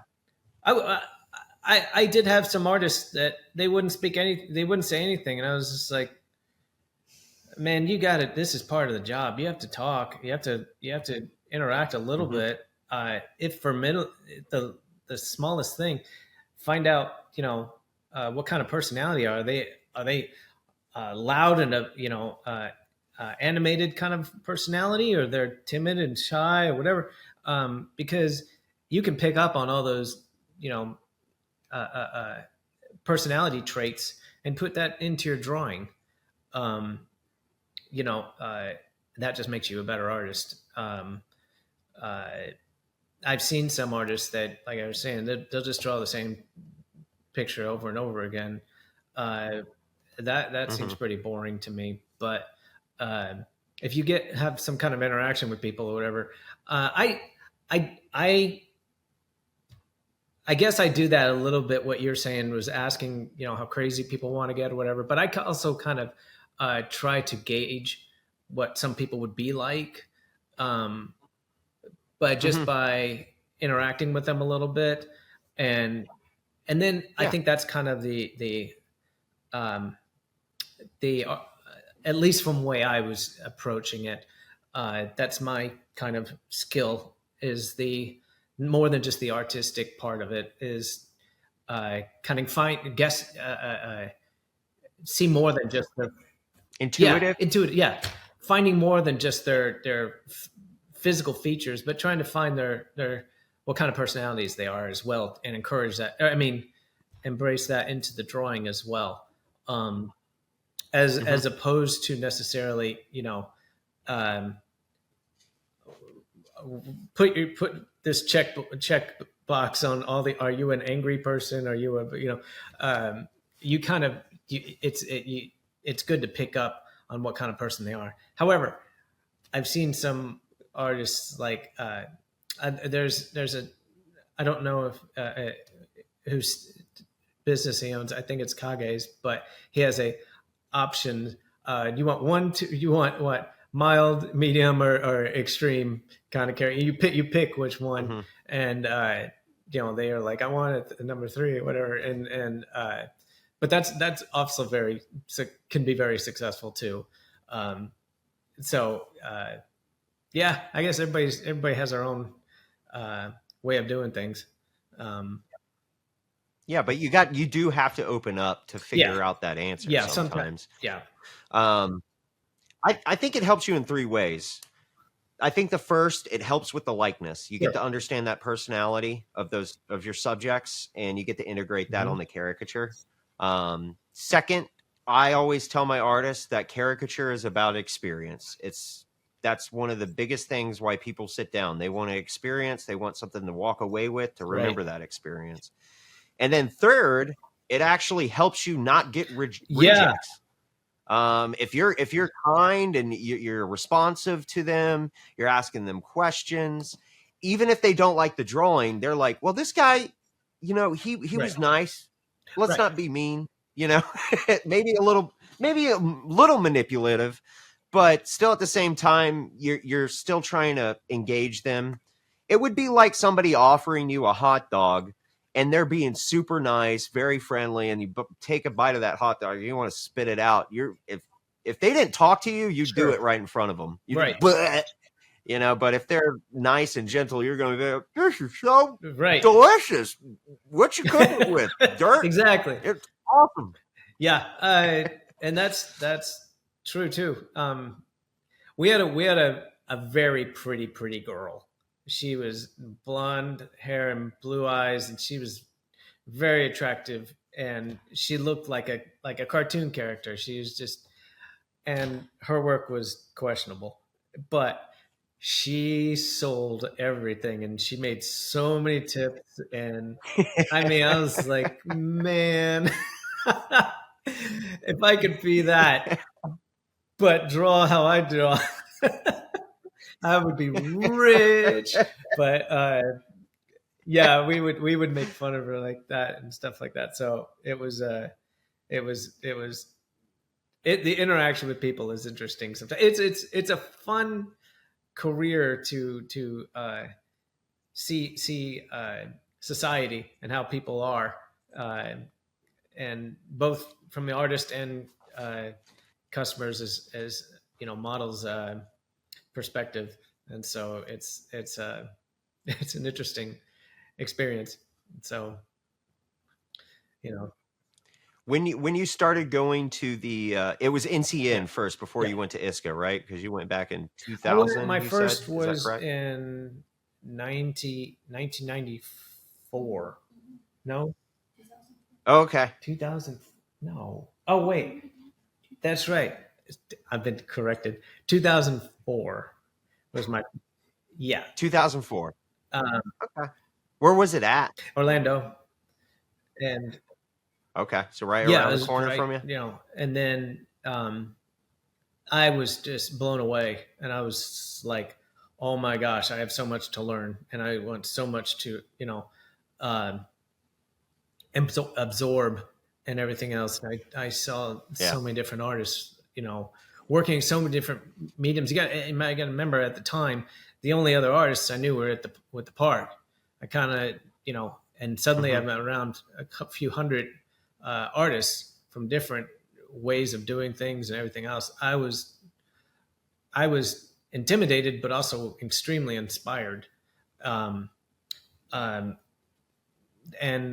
very humbly, I won an award my first convention, and that was the first year you did it, and you won something. Yeah, and so that was just inspiring for me to keep going, and so and so I won 6th overall, and so I was like, all right, I want to keep doing this. I want to get better, and so that was that. Then I went to every, almost every convention after that, and so so yeah, you learn a lot. You're inspired by a lot, and it was you learn what a community of other artists are going through the same thing every day, how to get better and to be better, and so yeah, that was my first convention. That was when NCN was much smaller too. It's not now. It's huge, and there's many conventions all over, and there's artists from all around the world. NCN started as the National Caricature Connect Network, so it really didn't have. We didn't have hardly any people from around the world come, but I became on the board, and I was one. Inspiring or encouraging to this is not national anymore. This is international. We should change the name. And me and Robert Bauer took the risk. I think it was more Robert. He was just like, we're going to change the name. And so we did, and kept the logo kind of similar, but we changed it to international, and I'm glad we did. So so you were on the board when you guys decided to change the name? I didn't know that. When did you guys change? When did it officially change? I was on the board for 7 years, so it gets a little fuzzy after a while. I want to say 2006, around that time. It's 2006 or something like that. Okay. And so 2007, you can find out. So who designed the logo originally, or ISCA? Yeah. NCN. That's a good question. I don't know. No, for ISCA. Who designed it for ISCA? I don't know. Somebody on the board. It wasn't me. It just happened. It wasn't there. Me. I do think that, I don't know if it was right. It might've been Robert that did the logo, or the globe around the back area. Cause it was at one point just the letters, but it was the same font. And, yeah, that's right. That was Robert Bauer made the globe and the background, or the back. Yeah. That's cool. And so, yeah. And so, what year did you win the Golden Nosy? 2009. That was I have how many do I have? I have 3 bronze, 2 silvers, and then a gold. So it was, and in that order. So it was I worked hard and hard and hard, and I all just kept coming short, but closer each year. And so it was in sequential. So so that was 2009, and so were you confident when you had your wall done for that year for the Golden Nosy? Were you like, I got it? Not necessarily, but I did feel really good about my work. I feel very confident. I felt like most times, the end of the working, the drawings, you look at your wall, and some years you're like, yeah, and then the other years you're like, but I do remember the 2008, 2009, I felt very good, and a lot of other years too. I felt just really strong. I was like, even if I don't win something, I'm very happy with what I've done, and I think that's important.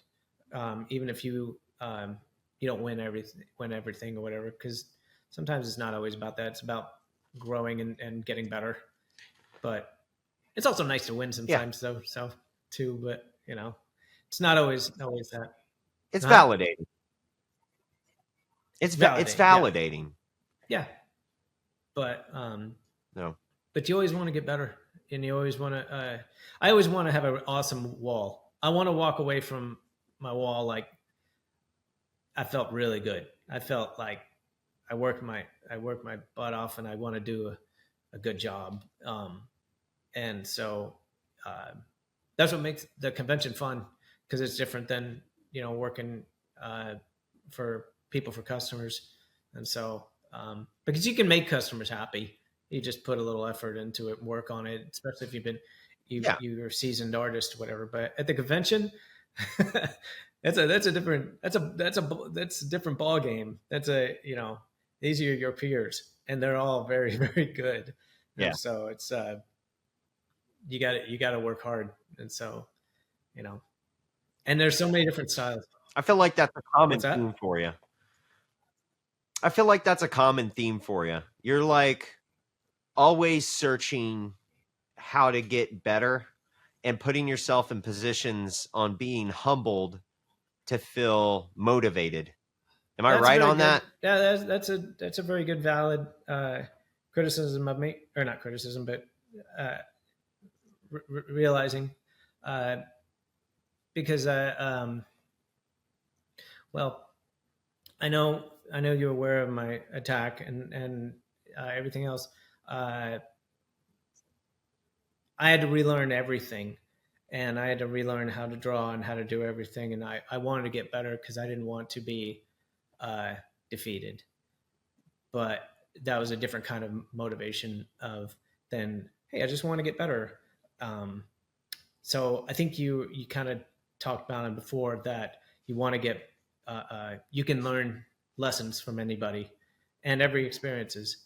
And so I wanted to be the best artist I could. And so some days you're good, some days you're not as good. And so each drawing you do is different. At least you try to. You try not to draw the same drawing over and over again. At least I don't. But you got to try to work Steve Fasen used to tell me, he says, what your best art drawing is. And I would think about, which was my best drawing? And he goes, the next one. Your best drawing is always the next one. And that stuck with me. I was like, oh yeah, you're right. And so, I try to be a better you with each drawing. That's hard sometimes because life throws, I got to make some money, or I got to make this crying kid move, or something like that. But overall, just try to be your better you every day in every drawing. And so, and so you can learn from every bad drawings too. You can learn, all right, well, that sucked. So, what did we do wrong, or what can we work on? And so, yeah. But do you think that maybe this question's challenging? I'm not trying to make it. I'm just trying to figure out how to word it. But it seems like I don't take you as the person that's full of themselves, or like kind of like, I'm not saying you're not confident, but you're not cocky. And I feel like you're afraid to be cocky. But I also feel like a common theme, especially how we're talking, is just that you're trying to always play catch up. You're always trying to search for the next thing. I don't necessarily if it's catch up, but I don't think I'm cocky, I overconfident or something like that, because listen, there's a lot of other artists out there that have way better skills than I have, and they're half my age. And there's a lot of times I feel, hey, I got that. I know how to do that. And then there's other things I'm like, I don't even know where to start. So it's not my personality to feel cocky or whatever. But you like being reminded of being humbled in a way. Yeah. I think if you know everything, life's going to be pretty boring. Correct. That's why I like going to the convention. That's why I like going, over on, I have a collection of both on my phone and on computer and everywhere else of inspiring artwork that somebody's done, either somebody I know personally or some famous person or somebody, because there's always something you can learn or inspire, it's like, wow, how did they, that's, I don't know how they do their color. I have no idea where to start, but I some goals to reach at. You find your I don't want to say weaknesses, but things that you could work on. Um, yeah, if you're cocky or let's say you win a gold nosy, that's you're not at the end, and in fact, it's more intimidating because your work's got to be good now, and it's like you can't have any bad drawings, or at least uh, that's kind of how I feel some days, and then some conventions you're like, I feel good about that, but maybe I had done some other work or whatever. I saw this guy's, and holy crap! And there's just like, how did they think of that? Or just work that are just mind blowing. And so there's always kind of don't be cocky, don't be overconfident, because somebody's better at whatever you're doing. I guarantee you. Yeah, but that's what I guess that's what I'm trying to get at is most people that are cocky or kind of full of themselves, they put themselves in positions to be humbled. You, on the other hand, I feel like you're not intimidated, but you're searching to be inspired, because I don't know if this is true, but maybe you don't feel good enough all the time, and you're always trying to obtain a better you. Am I right on that? Sort of. I don't feel like I'm not good enough. I feel like I'm good at what I do, but maybe somebody else does something a little different better. And you want to be better. I'll give you an example. You just want, so that's the common theme, is you're just always wanting to be better, find things to inspire you, humble you, push yourself more every day. That's a very fair assessment of me. Yeah. I try to keep an attitude. Like I used to work really fast. I used to be lightning fast. I'm half blind now. I don't get my full vision. So I work slower now, and there are times, and I love details. So there's some pieces that I'll work for, hours on end. There's been a few pieces that I've worked on that took weeks. But I want it to be really good. I want it to be each piece, and I want to be able to look back and be proud of whatever piece I did. I kind of think of like a band, like the Beatles. Like you look back at each one of their albums. Everybody knows all those albums, and they like each and every one of them. It wasn't like, they didn't. This one sucked or whatever. They're all, well, all right, I take that back. Every band has strengths or stronger albums and less, but I always progression. There's progression. But nowadays, whenever I start, I want to try to think about do the best drawing I can. What's the best? What can I do? Or work on composition, work on sketching a lot, work on make a plan, make a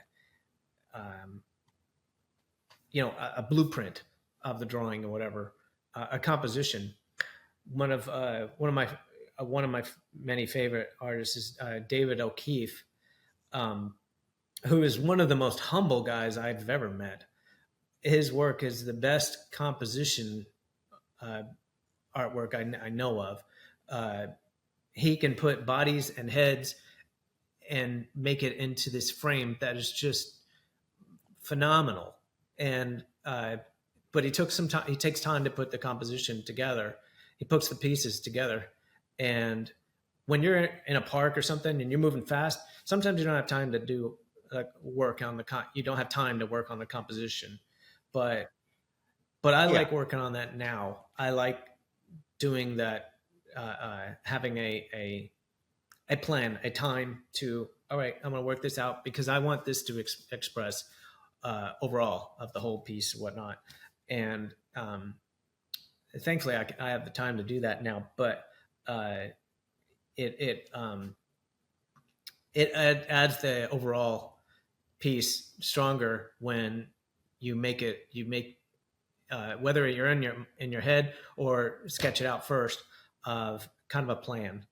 And I think I've seen some artists that I'm like, wow, that's phenomenal. That's incredible. They can put, I can put a lot of pieces, a lot of artwork together, and it'll be strong. But when you have a composition that hits people right, that that they'll remember, that's important. And I think that's where so many different important pieces of all artwork you gotta work on. There's all right, you're great at line work. There's something else you could do there that you could work on.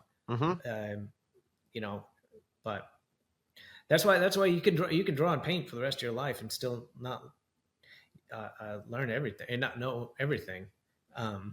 However, Sebastian Krüger is pretty bad. And that makes you excited. Like, I can tell, like, every time you find, you're like, there's something more.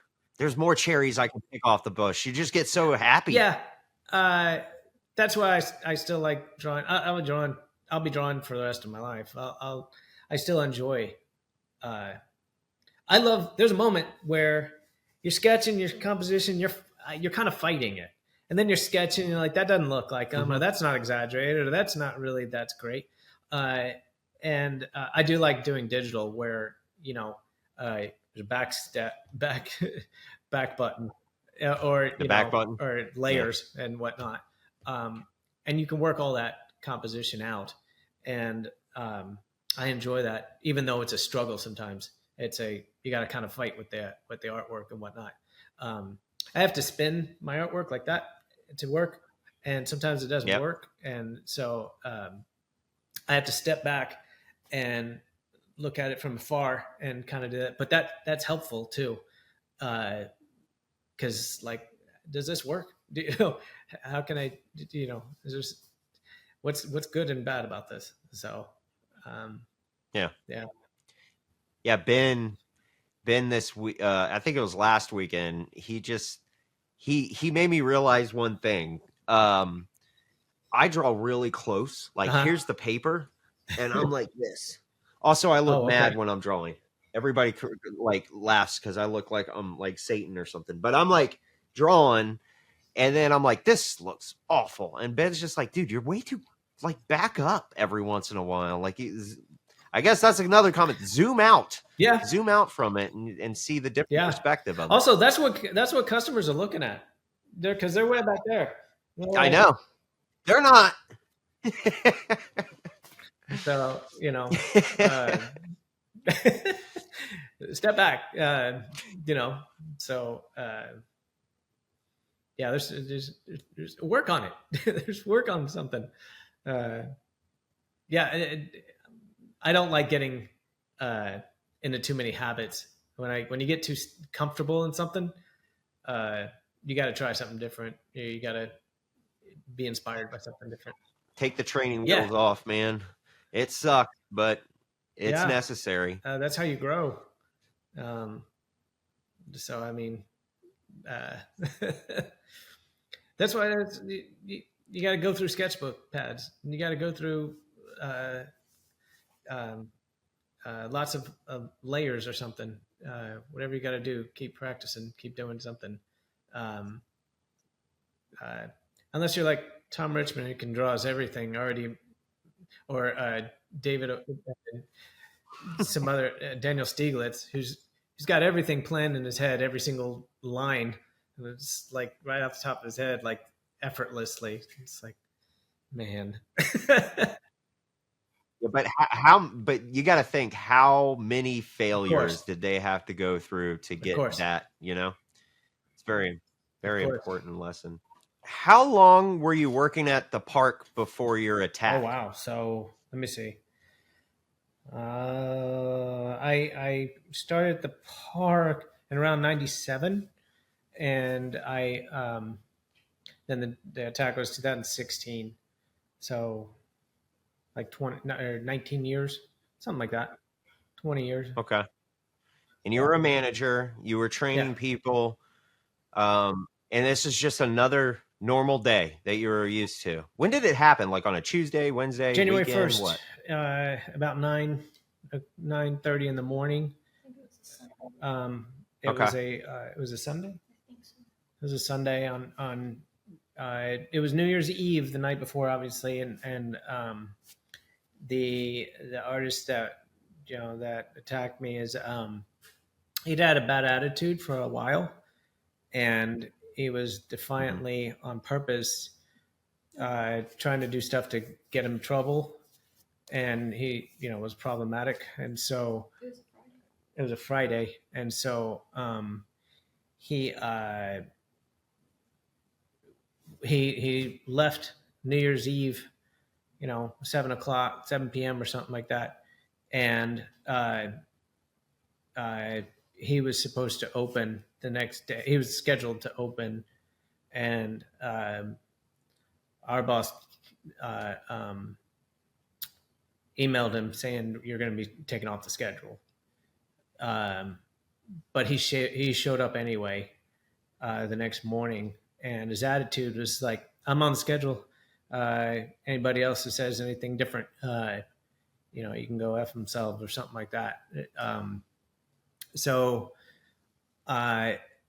thinking he wasn't going to show up, I went and opened the stand up, and he showed up late, like an hour late, and when it was basically saying, "You're in my spot." I said, "Well, you've been taken off schedule," and his attitude was like, "Well, no, I haven't. Get out of my spot." And so we had to call our boss, and they went back and forth, and he was basically told him, "You need to leave," and he was very, he was angry and upset and everything like that, and he then just told our boss, if I have to leave, I'm going to slit Glenn's throat. And then I jumped out. He came and said, "Well, I'm fired.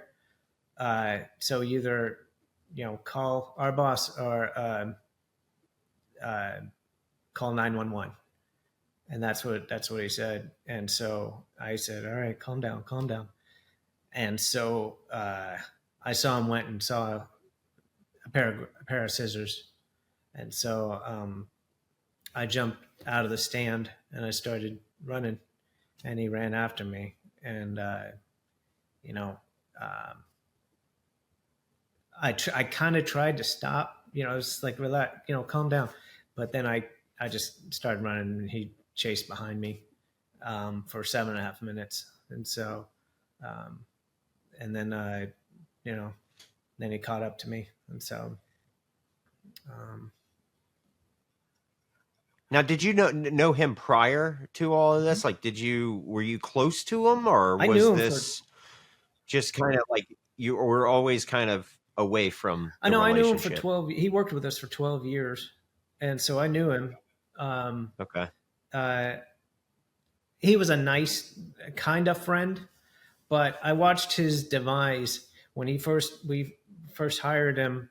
He was like a puppy. He was so excited to work there, and he was excited to draw and learn and everything else. I watched him decline over 12 years, and I saw a jealousy growing in him, because I started getting awards, I started getting bigger jobs and gigs, and started doing digital and got digital gigs, and he was a pretty lazy person. He didn't have any real ambition to do it, but he also he always had no money because he didn't want to work hard or he didn't want to work even a whole shift, and so he always had a bad attitude, and so he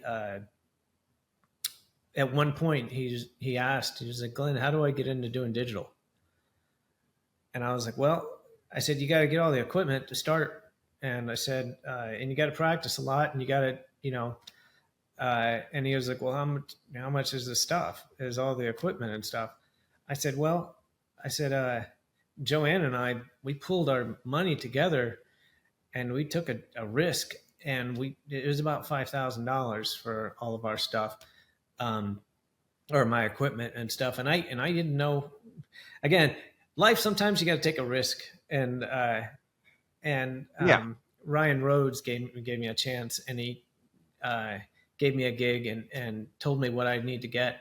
And so I did, and it worked out, and I didn't have any problems and anything else. Anyways, he saw all this growing, and then I saw that I won awards and everything. And he actually he was at the park with me next a couple times, where he had other artists wanted me to draw them, because this is like right when I won, the Nosy or anything else. And then people would wait for me at the park. I watched his decline and anger of, he also lost a girlfriend. He had a very nice girlfriend, and he started becoming very jealous of her, and his life just started going worse and worse. But he didn't want to put efforts to get it better, to do anything. And I helped him. I tried to inspire him to get better, but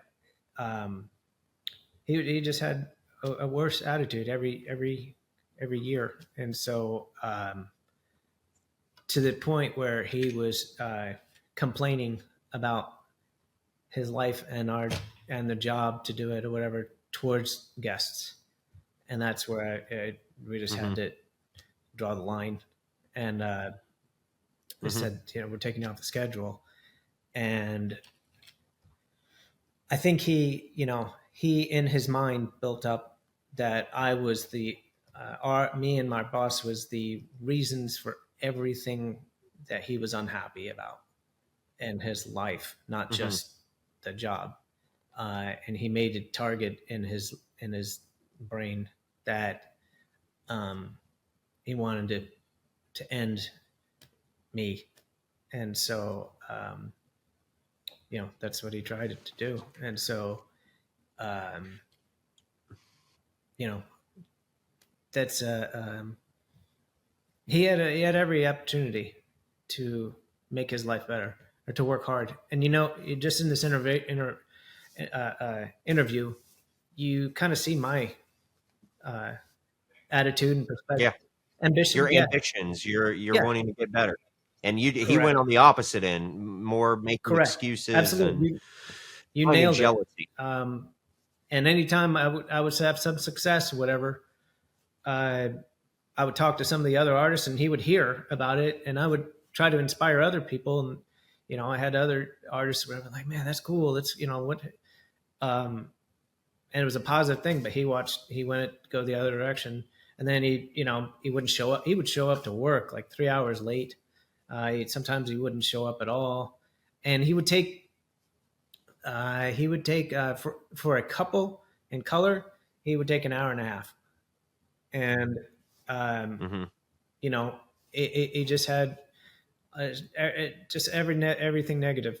And so unfortunately, some people you got to help yourself, and you got to make your own life better.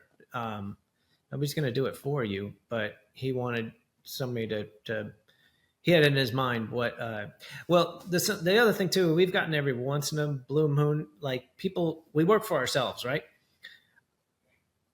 Yeah. A lot of people don't understand that. Even after being there for 12 years, he didn't really grasp that you work for yourself. You are not an employee. You work for yourself, and no one's gonna hold your hand.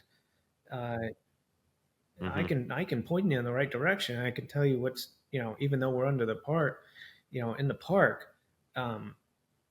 you're still your own person. You're your own business, one person business. So no one's going to do it for you. You have to do it. No one's going to, punch in a clock and get a paycheck.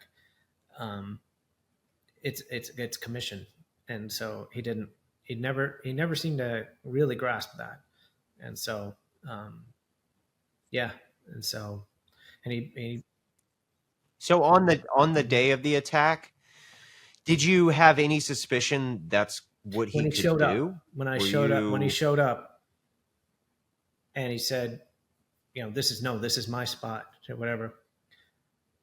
When somebody's fired and then they show up the next day, that's bad. That's a bad thing. Yeah. And I was extremely nervous because at that point I was like, I get it. He's angry. I was expecting to get punched. I was waiting for it. Okay. I even thought to myself, I'm not gonna lose my job. I'm not gonna get kicked out of it. So he punches me. And I get it, but it's a bad choice. But I didn't know he was a murderer. I didn't know he was a killer. You didn't know the capability that he was about to escalate. I just didn't. I didn't think somebody would want to kill somebody for something so minuscule. I mean, you lost your job, okay, but it wasn't a job that you worked real hard for. It wasn't a job that you didn't have kids and a wife or nothing. He didn't have a mortgage payment. He didn't have a car. So you lost your job. You can go right back and go to get a job at the park today. You could get another job the same day, and you'd probably get more money because it was an employee. But in his mind, he thought all of Glenn's success and positive things in his life are the reason I don't have that, or Glenn's the reason I don't have that. And it didn't matter, what the circumstance. You can go get another job tomorrow or that day and get a better job. That wasn't in his head. And I didn't know he was a murderous enough person over something not jealousy and petty about. If someone had, you got 3 kids and a wife and everything else, and you're going to lose everything because of, and you try hard for your job or whatever, something like that, someone gets laid off or whatever. I empathize with people. This was stupid and selfish, unbelievably selfish. You're the only problem that you caused. And so, he people say, oh, he's evil and everything. No, he's just self-centered and angry and anger issue and willing to go that far. And so unfortunately, well, maybe I'm speaking out of turn, but I feel like when people use excuses and are self-centered and they can become very dangerous people and volatile, unsafe. That's just my experience with some of the. I've never been in your situation, of course. I'm not comparing it, but I've noticed some people that are more combative and use excuses and are self-centered and don't want to take initiative. I'm not saying every single person is like this, but I'm just saying it can put you in a situation of being very dangerous and just ending it all because you think the world's against you and you do become angry. When he grabbed the scissors, or did you just see the scissors and run? He brought him to the park. And we don't use scissors. Okay. You don't use scissors. Okay. He was kind of a person that were kind of sneaky. And he would just break the rules just a little bit, just about lots of things. So I know with the fact that first of all, he was constantly on his phone all the time. And I know that I'm sure that he brought scissors to the park, that if he gets caught, he's just going to say, "Oh, I'm an artist. I create stuff." But we don't use scissors. And so, and then his defense was, "Oh, I didn't see the email that I was taken off the schedule." You were on your phone. I would yell at you all the time. "Please get off your phone. Get off your phone. You're in front of guests." So that was his defense. And so when I saw him reach to his box, his toolbox, I knew he was going after something sharp. I thought it was going to be a knife or something. But he pulled out scissors. And when I saw the scissors, he put them in his handle, like the handles are here and the blades like that. I knew he was going to try to stab me. But I thought it was going to be towards my torso. I didn't realize, he was going to go for the head. And so there was a part of me that was always kind of preparing, because I ran, and then we ran into security, and then there was a standoff for another 7 minutes, and I was almost preparing to fight, or if it get stabbed in my torso or in somewhere. But but he came to the part because he had 24 hours to think about all this. He got the email in the afternoon the day before, on New Year's Eve. Yeah. So he knew what he was doing, and he was at the park drawing, knowing he was taken off the schedule, and he was going to come back the next day. And he came back the next day with scissors. So this was all premeditated, and that's when you go from second-degree murder to first-degree attempted murder, is premeditation. And so he got life in prison with no parole, and he got no parole because he went on the stand and made an ass of himself. At first, he started, "I'm sorry, Glenn. I found Jesus, and now everything's good, and I don't have anger issues and all these other things." And then he went, "But it was your fault, and and all you people are the system's corrupt, and the lawyers are corrupt, and the judge, you're corrupt." He went on a tangent, and so they went from possible parole to no parole, and wow. So because of a bad attitude, you can get life in prison. It's amazing. Coincidentally, around that same time here in Orlando, there was a boyfriend and girlfriend. The boyfriend got very angry at the girlfriend at one point, stabbed her and killed her. And this is tragic. But he went and defended himself, and he apologized to everybody, to his family, to the victim's family, everything else. Did all the right kind of things to the best attitude. He got 8 years. 8 years. And I survived. And because of his attitude, he got life with no parole. He's going to die there. And I can't believe I worked with him. And it's with that same negative attitude that got him angry enough to want to hurt me, to kill. And then even that, I was on the trial, and I was stuttering. I didn't think very. I had the mentality of a kindergarten person, because I hadn't healed enough, and I had a service dog, and I stuttered and everything else. He still had the audacity to blame me and be angry at me. And it's like, after he just did all this What's that? stuff to you. After he just did all of this stuff to you and put you in this kind of Right. mentality, you can't talk, you're Yeah. anxious, and you're down on your luck. It's like, wow. Imagine being somebody, you're angry at somebody, so you burn their house down, and then you find them homeless, and you're like, hey, I'm sorry about that, but it was your fault. It's you gave me the gasoline, and it's like, this is crazy, man.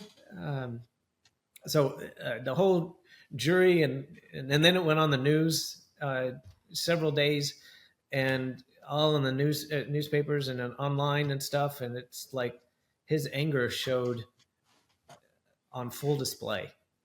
And so, yeah, so it's I'm unfortunately was the target of all his anger and everything like that. But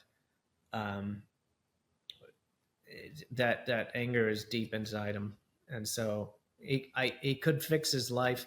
Well, not anymore, but he had many chances to make his life better, but he was defiant.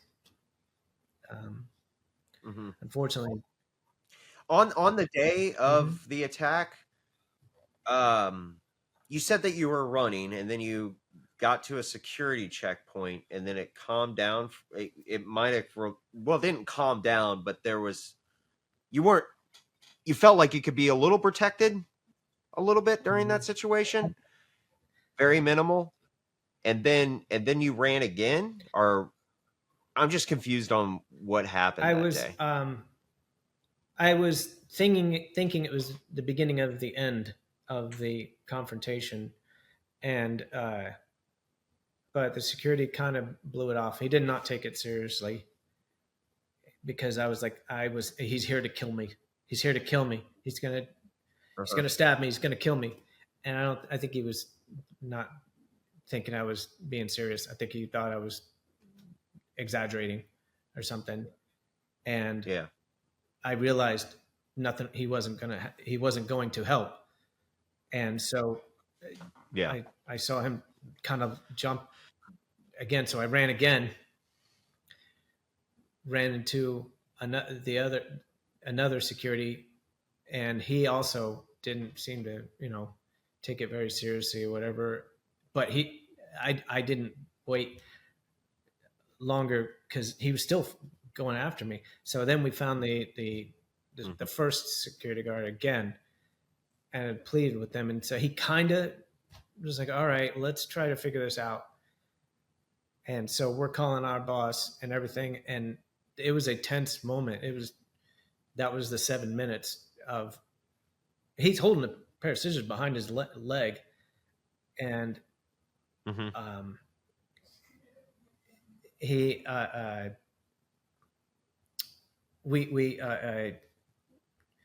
the security guard looked down for just a moment, and he bounced, and he went past the security guard and swung at me. He hit me one time. It scratched but didn't penetrate, and then he hit again, and that's when it went straight into right there, and it went 5 inches into my brain. And I was still conscious, and I was fighting, sticking out of my head. And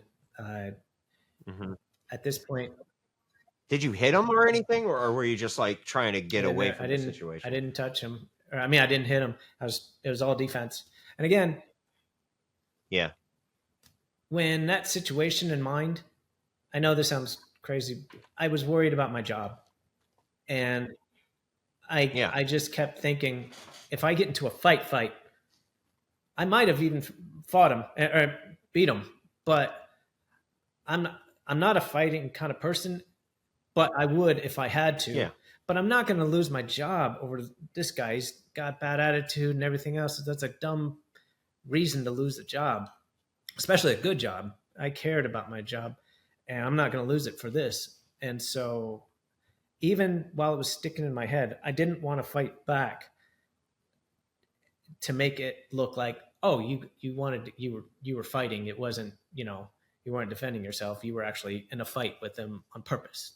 And so again, it wasn't, you're not thinking exactly, I wasn't thinking exactly what's really, he's here to murder you. He's not, I thought he was going to stab me in my torso, or I thought, I didn't know if he absolutely was going for kill. And so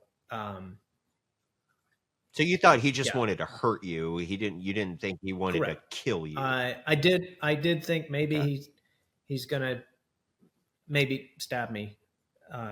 He really did want to show me how serious he was. I got that, and Mhm. during Yeah. that 7-minute confrontation, I was even trying. I was like, "Look, I know you're mad. I know we'll get through this." I kept trying to say something along the lines of, "We'll figure this out," trying to calm down the situation. But at that point, he didn't. He was already determined, and we were still fighting. The handles broke off the blades, but the blades were sticking out of my head. And a security guard grabbed him. By this time, a couple more security guards came. They grabbed him and pulled him back. And at that point, he wasn't fighting again, but I ran away. And again, it's sticking out of my head. And I pulled it out, and it didn't come out, and it was stuck. And so I fell down. Did you feel the pain or anything when it was in there? Yep. I felt that was the Yeah. worst pain I've ever felt. At that point, I started, my vision went flurry real fast and fuzzy. Yeah. And I could not make decisions. I could not think clearly. I remember, you go into fight and flight, but I fell down. Yeah. I stepped down, I sat down, and I was kicking my legs because I didn't know what to do. And he was watching me, and I was just getting kind of panicked. And finally the police eventually showed up. And again, this was another 7 minutes between the actual stabbing to when the cop came. So there was 7 minutes of extreme pain, and I was conscious. And so I tried calling Joanne, and I didn't understand how the phone works. At that point, I was losing cognitive thinking. I know you're supposed to use your button. You use buttons with your finger, but I didn't know how to do it at that point. And so that's when I started crying and get upset. And so they pulled him away or whatever. And then I went into the ambulance, and it was it was about, a couple of minutes that I was in the ambulance, and you get real sleepy. You got real sleepy. And I was like, I'm not sleepy. Why am I so sleepy? And that's when I passed out. And I woke up, 2 or 3 weeks later. That was kind of the gist of it. So when you woke up from the it was a coma, like an induced coma, or it was a just medically coma? induced coma. Yeah. Okay. But when you woke up, did you remember right off what happened, or were you like, where the hell am I? I didn't really know much. I knew I was stabbed, but I didn't know exactly how or what.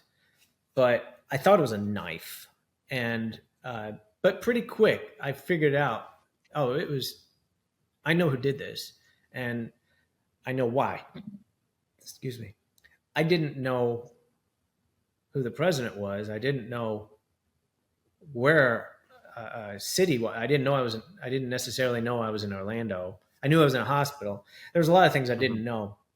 I didn't know math. I couldn't read. I didn't know. I didn't know how to do most things. But Joanne was there, and the nurse said, do you know this person? I was like, yes. And they said, what's her name? And my nickname for Joanne is Blue, because my mother's name is Joanne, and in my head Joanne is my mother. Uh-huh. So I call her Blue. Uh-huh. And I call her Blue by the Dory from the Yeah. because Joanne has a long nose with freckles, and so I was like, "You look like Blue," so that's where the name. And that started 25 years ago. So they asked, "What's You're my boy, Blue. no, it's okay, Sorry. little Blue." But they said, "Who is this person?" And Uh-huh. I kind of knew the name Joanne, but I couldn't recall it. And they said, okay, we're going to give you 3 names. And it was Joanne, Jennifer, or what, Julie, something like that. And I had to think about it. I wasn't sure. And I have a cousin named Jennifer. And so I was like, is it Jennifer? And then Joanne said, his name is, my nickname is Blue. Ask him what my nickname is. And he said, what's her nickname? You know, what name do you call her? And I said, Blue. And Joanne felt, she told me later, she said, I knew it was going to be okay. We could work with that. He's not completely gone. He's not, we'll get through this. It's going to be a long recovery, long road, but as long as he knows who I am, well, it's going to be okay. It's going to work. And I tell this a million times, but a lot of women would have left because I didn't know anything. I didn't know how to walk. I didn't know where. You know, I had to relearn everything, and a lot of women would have said, "This is too much. I can't handle this." But she did, and I think I have the most incredible woman in the world for that. So, amongst everything, lots of other reasons, but so yeah, it was a long recovery that I had to relearn everything, and then also your vision too, I had a right? stroke soon after the during the surgery I had a stroke. It was a 5-hour brain surgery, and unlike getting surgery for a limb or something, they can kind of know it's going to work, whatever. But with a brain, they tried their best to fix it, and it's like, hope this works. But it did, obviously. But I had a stroke, and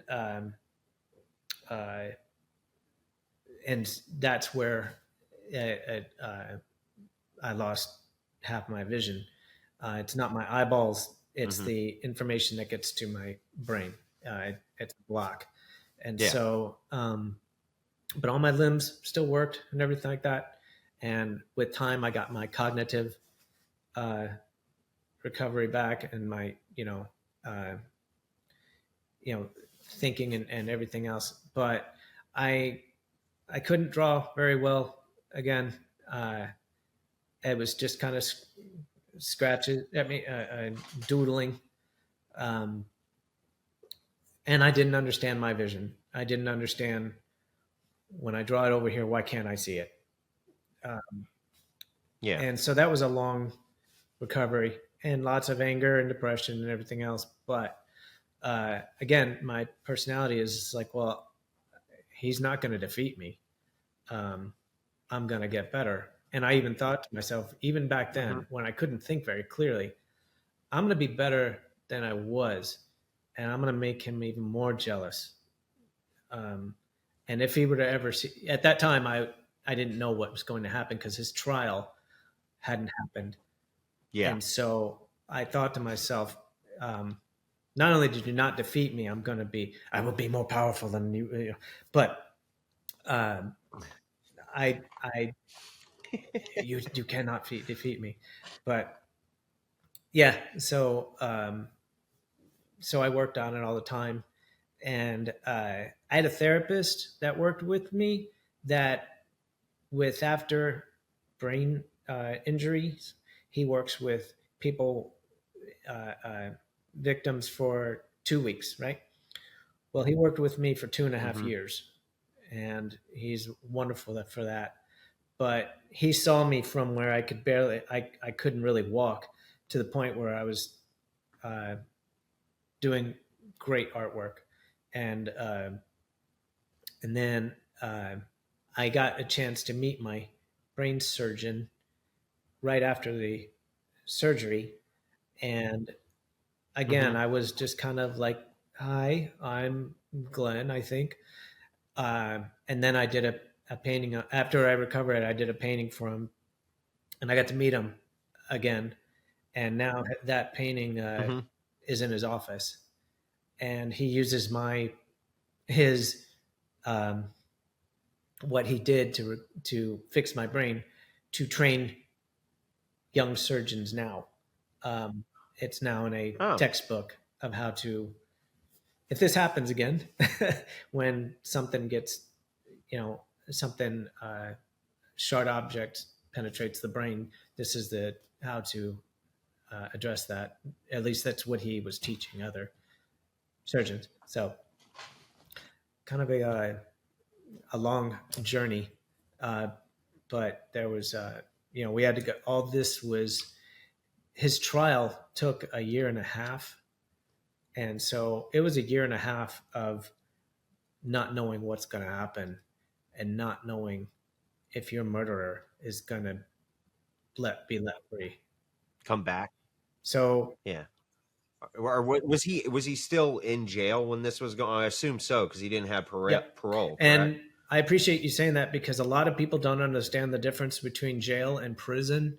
Jail is before your trial, and then prison is after your trial. But so he was in jail this whole time. But I'm for certain he did not think he was going to get life. But neither did I. So we did not know what was going to happen.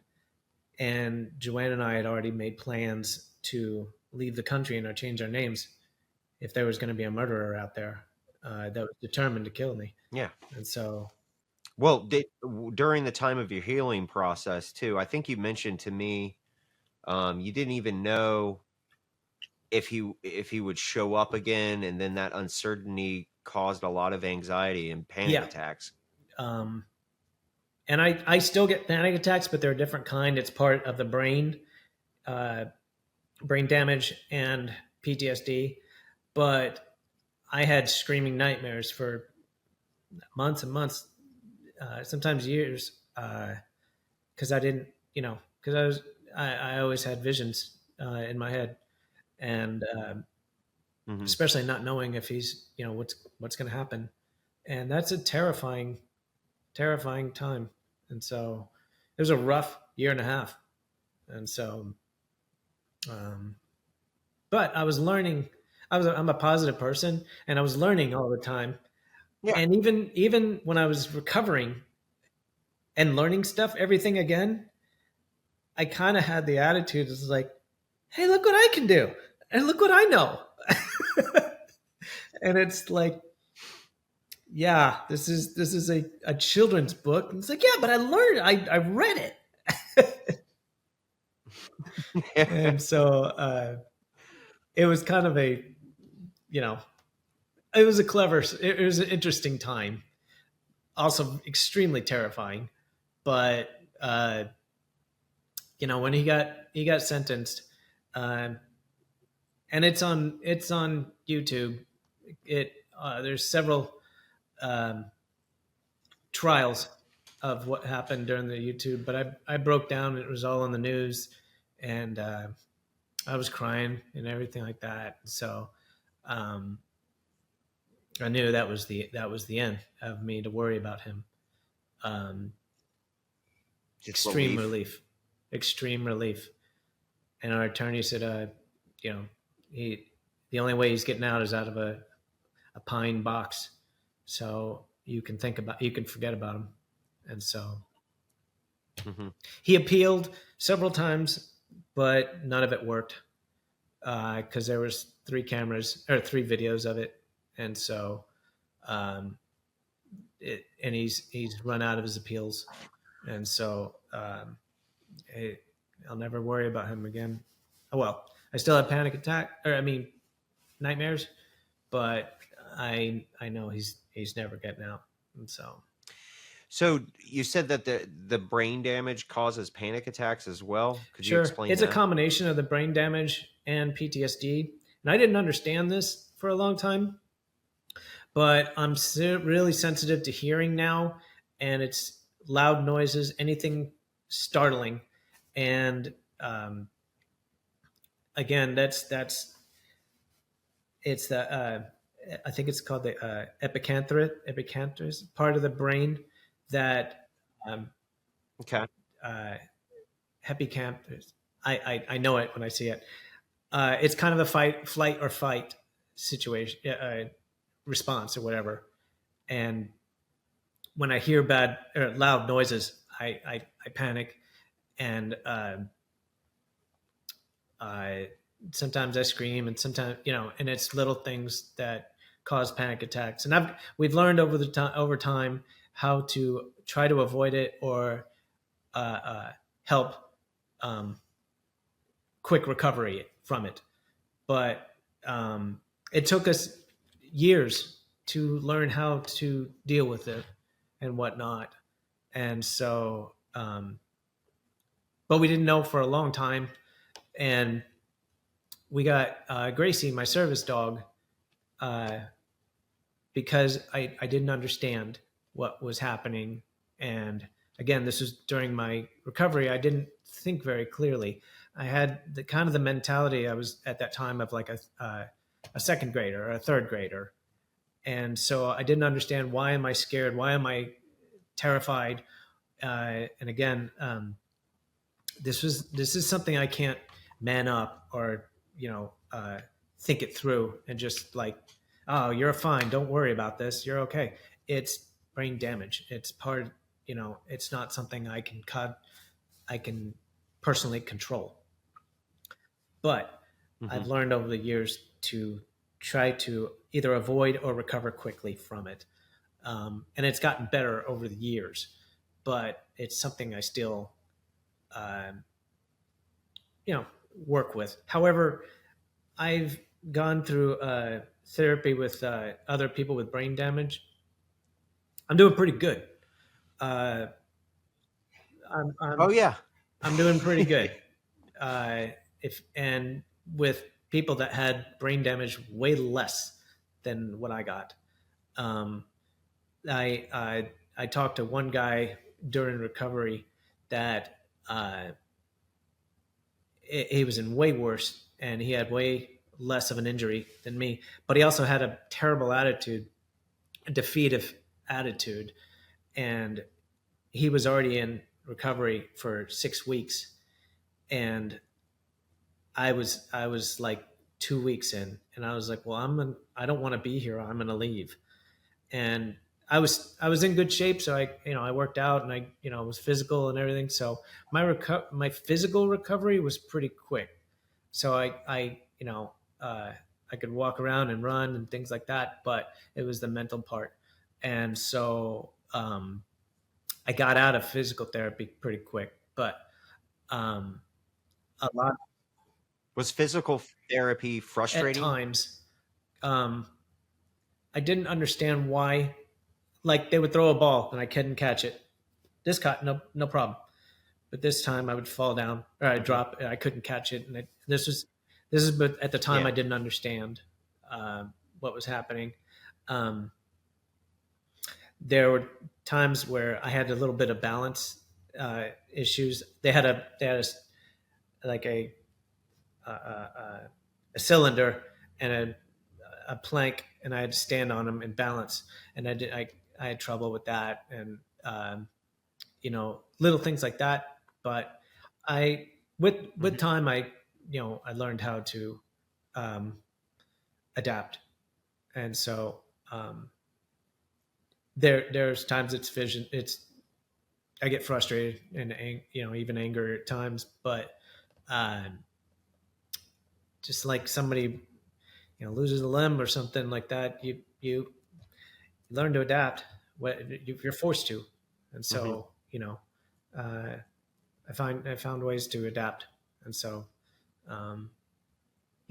again, at times when I get depressed or something, I'm like, well, still here, and again, it could have been way worse, and so, and the guy that did it is his life sucks, and every time I have like a steak or have something wonderful or see a sunset or see some, even just like have a good meal or something, I'm like, wow, that he will never have any of this, never.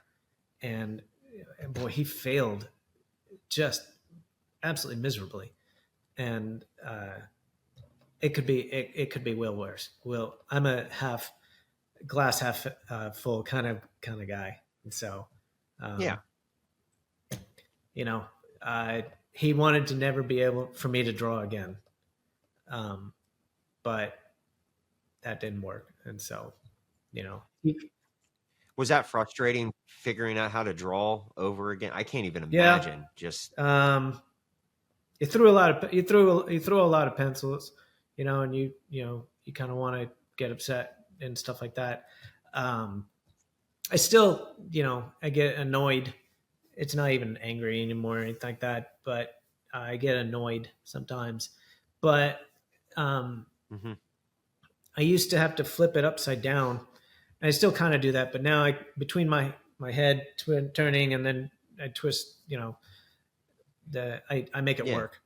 But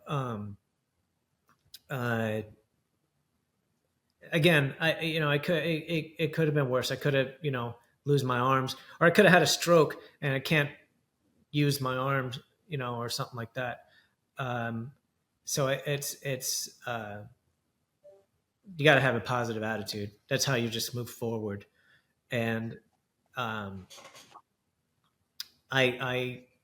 look for reasons where I got inspired by Gabby Gifford, who was a senator who was shot in the head around the same time that happened to me, just a few months before.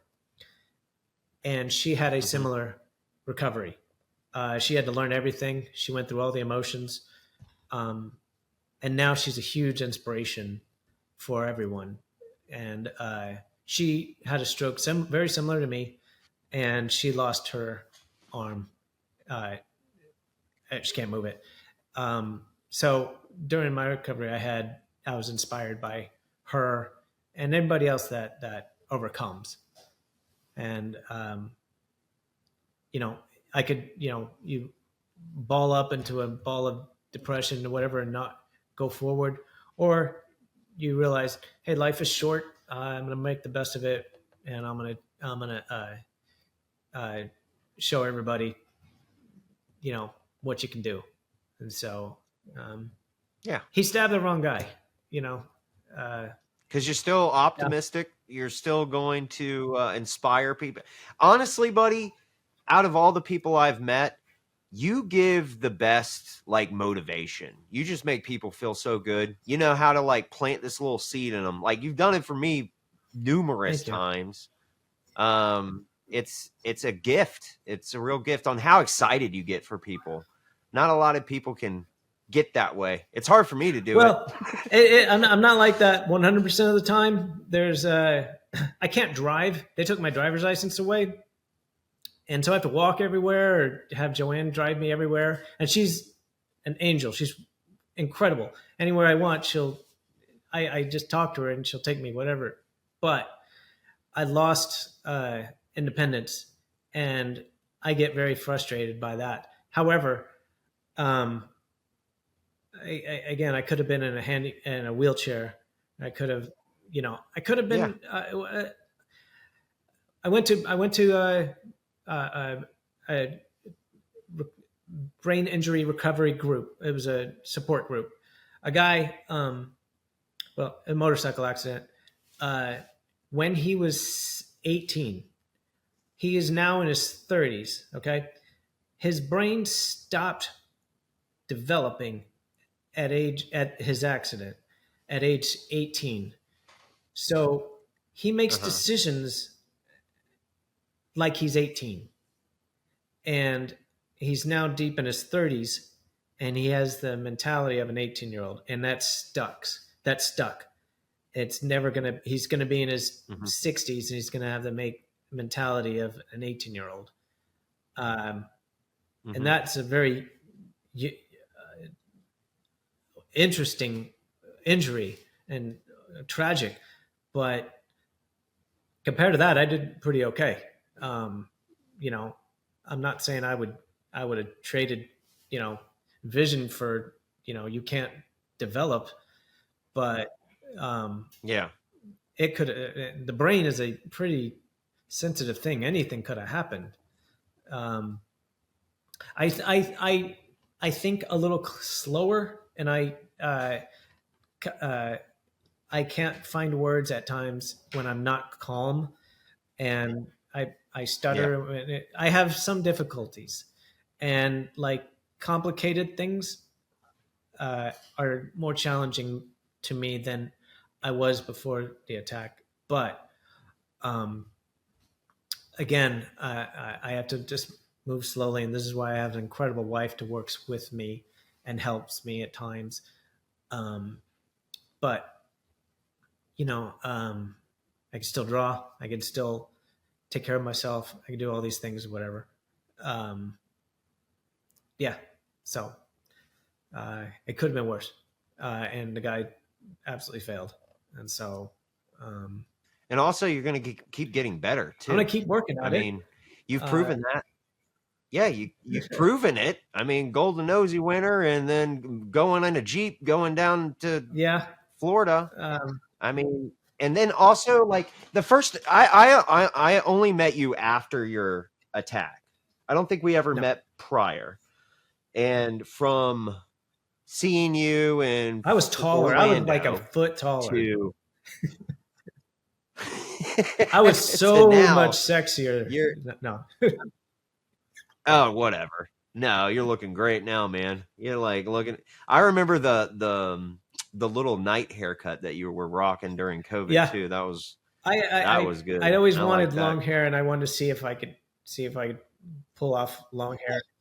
Thanks. You rocked it. It is a lot of work. My hats off to women or anybody that wears long hair. How long it takes? It is a lot of hard work, man. I was like. And then they think about cutting it all the time. Joanne just referenced me. Also, getting haircuts with someone with scissors or something sharp near my head is sometimes it takes an hour because I have to take breaks and stuff because just panic attacks and stuff. But that was another thing. I'm just gonna grow my hair, But a lot of people I know that are my age, they have gray or losing hair, and so I was like, well, I'm gonna grow it out while I have a chance. So yeah, right. I got a few. I have a few. If I grow my facial hair out, I got a little grays, but so far so good. And I have a cool scar. It's a little. You can't really see it as much right now, but I have a pretty wild looking scar. And didn't you tell me that one of your ears is a little bit lower? I don't know if you can tell because of the surgery. Not really. This ear is lower because, not to get too graphic, but they opened this whole side of my head and they fold it down like a trap door, not a trap door, and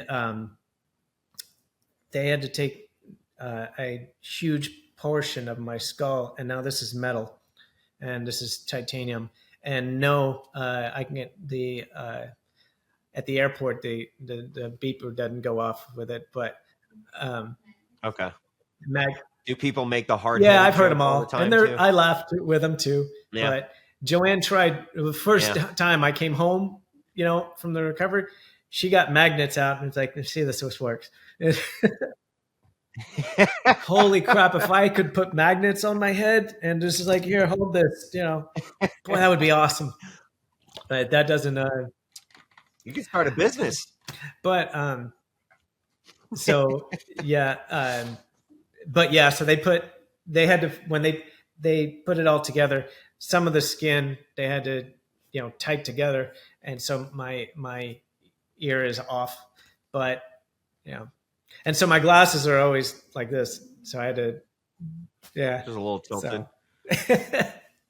but it could have been worse. You couldn't have an ear. You know, when you have panic attacks, like for me personally, if I'm like thinking about it, like I get racing heart, I sweat like crazy. Like I just, and then also my mouth tingles and tastes like copper.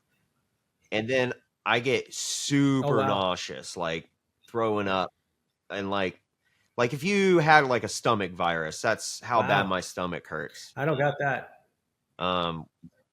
What's your experience? Terror.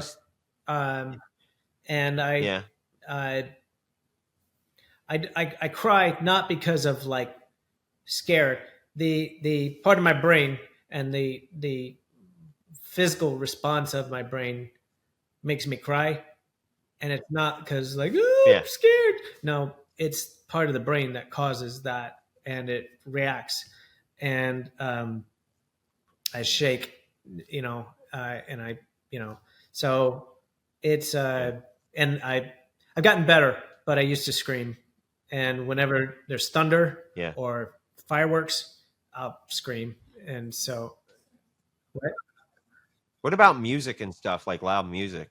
Is that if there's a affecting you? pattern, or I'm familiar with the music, or I know what sound is coming next, I'm okay with it. But anything startling. So it's just a sudden, like just out of nowhere, and you are like you have that like reaction, and then it just sets you off. Yeah. So we actually night before last we went to a concert, and we saw Air Supply. There's a 70s band, and Joanne incredibly got first row center seats, and the lead singers, their foot, I could touch their boot, and that's how close they were. But I knew, Did you do it? I wanted to. Did you touch? But I was familiar with the songs, and it was okay. But there was a few times where the drum solo was doing his thing, and you don't always know what he's gonna do, and that started triggering an effect. And I started feeling really bad because like the singers could actually see that happening, because I was right there, and I was just like doing this, and I wear headphones when I'm in anything. I have earbuds and headphones, so I don't know what they were thinking or whatever. Thankfully, they didn't stop the because I would feel absolutely awful. Yeah. If well, also it sucks when you're having a panic attack and then everybody draws attention to it. I didn't understand what was happening for the longest time, and there were times where, like, I had a panic attack at the courthouse during one of the trial, and they called paramedics. And there was one time we went to a Disney, not the actual park, but a Disney thing, and I started having panic attacks. I had to sit down on the ground, and they had security come over, and so I've gotten better. But there have been times I've yelled and I shake and I get terrified and I stutter real bad, and I can't think clearly. And Joanne has been around me long enough. She's been with me every single panic attack, so she knows what to do and how to calm me down and what to do and whatnot. But like, I went to a family event, and I had a cousin that I started having panic attacks. She's yelling at me, and she's like, "Oh, just calm down. Henry's in. Sit down."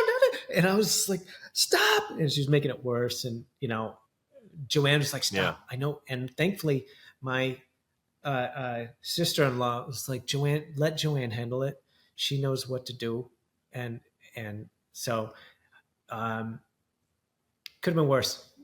That's just something I got to deal with, and it's.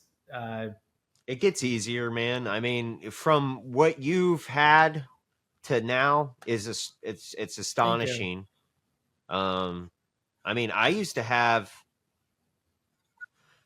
anywhere between 20 to 30 panic attacks a day. That's a lot. When I was agoraphobic, and I think the last time I had one was about a year ago, and it was silly. I was silly. So back in the day, it was like my brain, like I thought I was going crazy. Like I'm like, I'm gonna snap. That's what I was afraid of. Now it's like health reasons, like heart attacks or strokes or whatever. Like my brain will just go down a rabbit hole of what my symptoms are. And don't look at WebMD when you're doing that, because you're having a heart attack. So I probably had about 40 to 60 heart attacks in my life. Not really. But we went to the doctor and I got a physical. They brought me back and they said, "There's blood in your urine. What have you been doing?" And I was like, I don't know. What does that mean? He's like, "It could be that you overexerted yourself or something like that, or you might have cancer." And then he just writes something down on his board. He's like, "You're going to go get an ultrasound." So I was like, "How likely is cancer?" And he's like, 50-50. Like, he wasn't a good doctor. And he already knew, like, you open my chart, you see all of these medical, like, panic disorder and everything. So he just wasn't great. But I went to have to go get an ultrasound the day before. Like, I was just obsessing over what was going on. I was looking on my phone, finding symptoms if it was cancer, and everyone like, "Do you breathe?" "Yes." "Do you blink your eyes?" "Yes." "You have cancer." So I'm just freaking out. And then I just sent myself in a tizzy. And it was before that, I haven't had a panic attack in like years. And then that one was like, whoa, something might be really happening, because why is my body reacting this way? So it was harder for me to get over because I've been in control of it. But I found out when you submit to it, like you're like, I can't run, I can't get up and walk, I can't scream, just sit back and submit to it. There's something bittersweet in that. And then I haven't had one since, but it's going to keep happening. I think I'm going to have them for the rest of my life. Possibly. That's something, I had therapists that I was trying to explain my panic attacks, and that's when they finally, it's part brain damage and part PTSD. They can't, diagnose, exactly why or what to do or whatever. They can just kind of cover symptoms of it. Here, do this, try this, or whatever, breathe heavy or breathe, and that's where I actually got Gracie, my service dog, to try to help and everything like that. And when I first didn't understand, I would squeeze her ears, and she didn't mind. She loved it. I didn't hurt her. I wasn't hurting her, but she helped calm me down. Yeah. Thankfully, I've gotten better, and Gracie's gotten older, and she's retired now, and she's now 13 and a half and is wonderful. But she is a retired service dog. But I've gotten better, so I don't need her as much. And I've learned how to get better. But panic attacks are scary. And if you don't know how to handle it, well, you don't know how to handle it or expect it or everything else. You do your best, but it's not, at least for me, it's not something you can just think it through and think it out or stop. It's if I could just consciously stop it, I would just never have one. But because there's been times when I've had panic attacks, and it's extremely embarrassing, yes, and which makes it worse. We were just recently, I was in a restaurant, and it was a car, an old car, routine decorated car restaurant. And when it's somebody's birthday, they did one of those hooga horns, and then they put that into a microphone, and it's loud as can be. It was the loudest, and so I stood up and I'm screaming, and other people are looking. And thankfully, I was with friends and family that they are very understanding and caring, and they understood what was happening, and it's like, it's okay, calm, it's all right, Glenn. And I calmed down, but it was in the middle of a restaurant, and I don't like being the negative attention, but there's nothing I can do. I can't control it, and so, but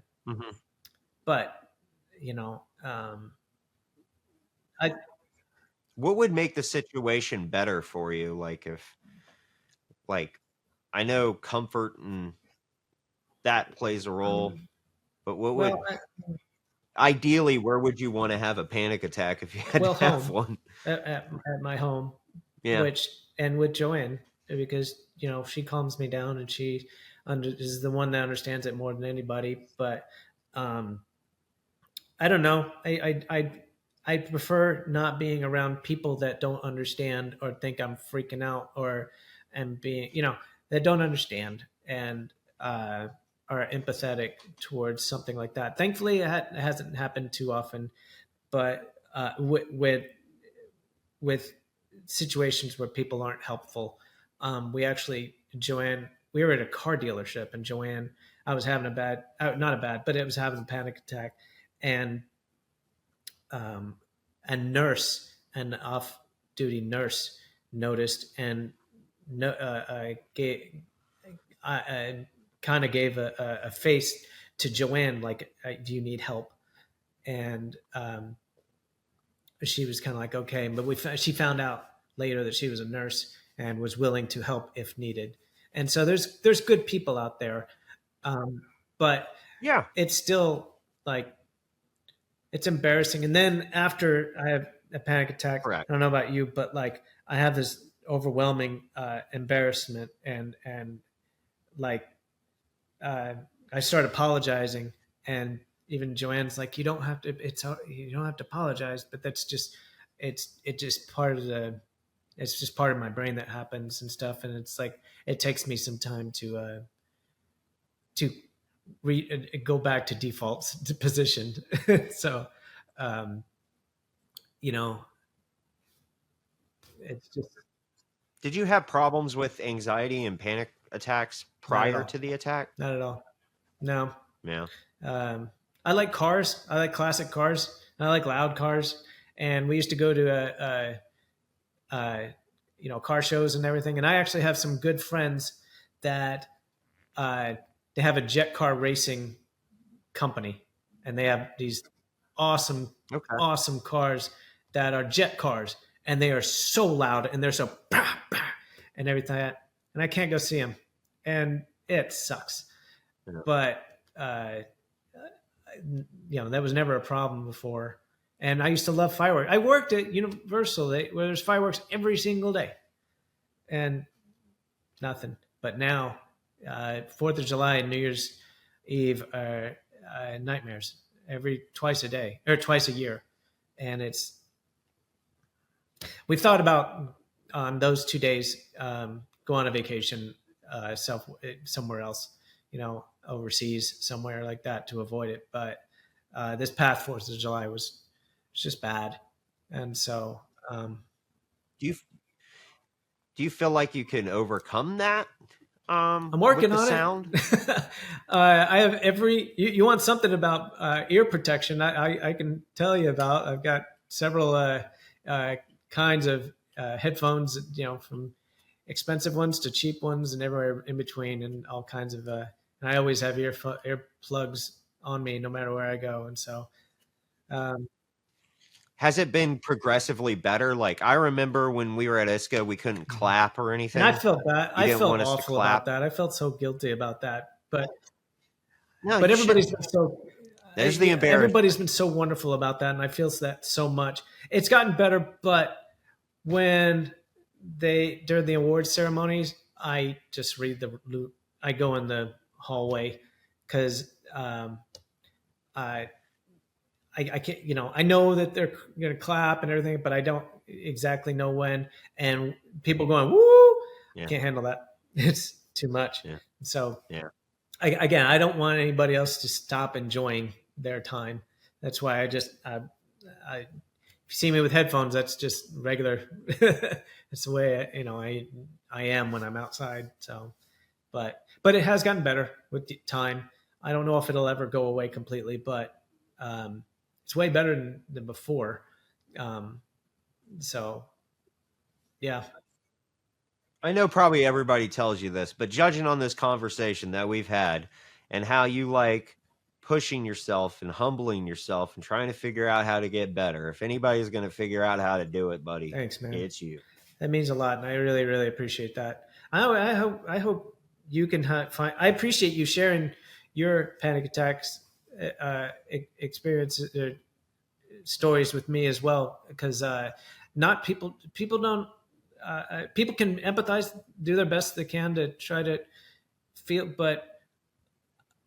and I would have acted that way. I would have been that way before, but I would have never understood what happens now if somebody described it to me. Correct. Wow. And so, well, there's a lot of people that suffer with this, and it's all on a spectrum, man. I mean, like some people might have a panic attack and might just like shake for a little bit and feel fine. And then there's people that like go psychosis because of it. But when you realize a lot of people already experience anxiety and panic attacks, I would say the majority of people that I've talked to about it, we're pretty aligned.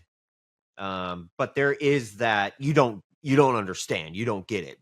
I have to face this, just trying to feel heard and understood. So you don't feel like it's simple, I guess.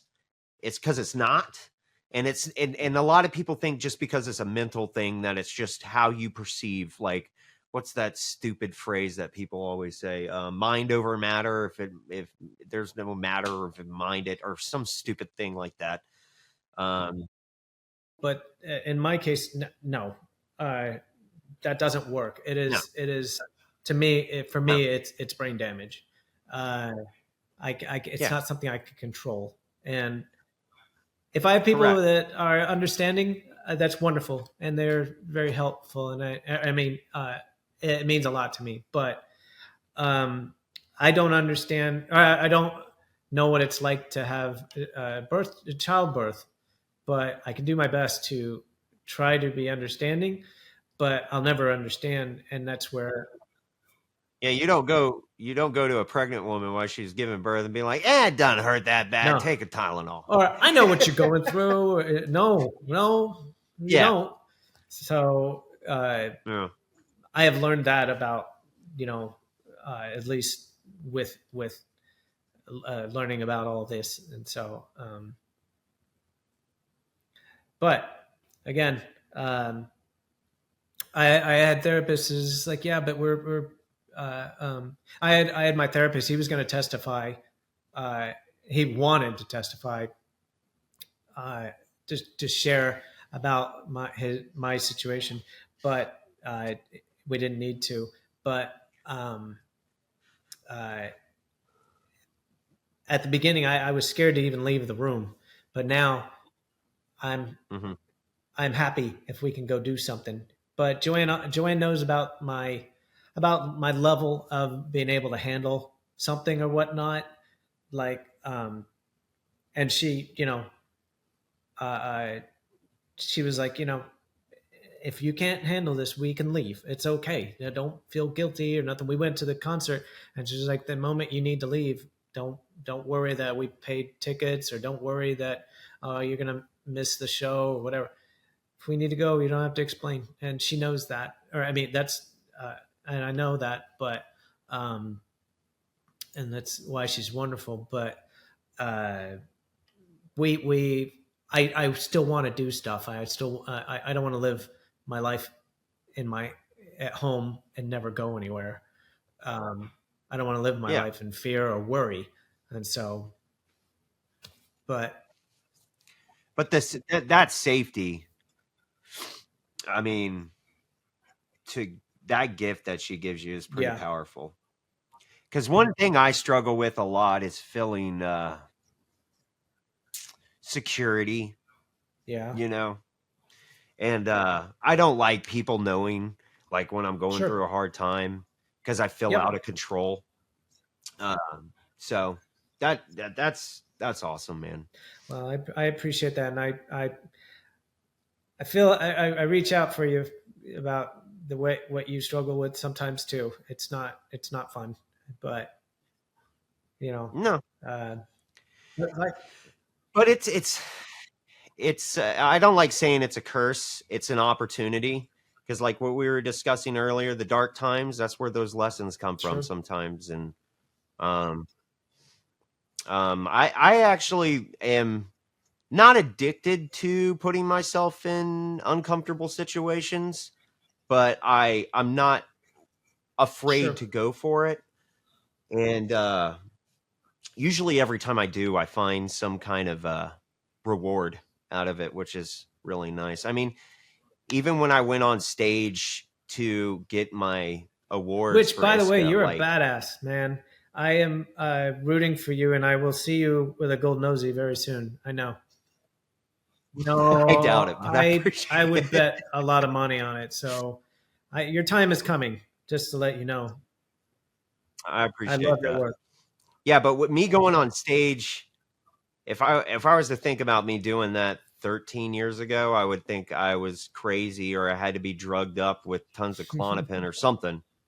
But going up there and actually being able to speak and be funny or say something sincere was kind of mind-blowing to me. So, I mean, you kind of just, and then with that situation, with doing that, I remember getting off stage and somebody is like, "You're really good at communicating and like talking about, how you feel." And then that's one reason why I do this podcast. Started doing the podcast because I thought about that.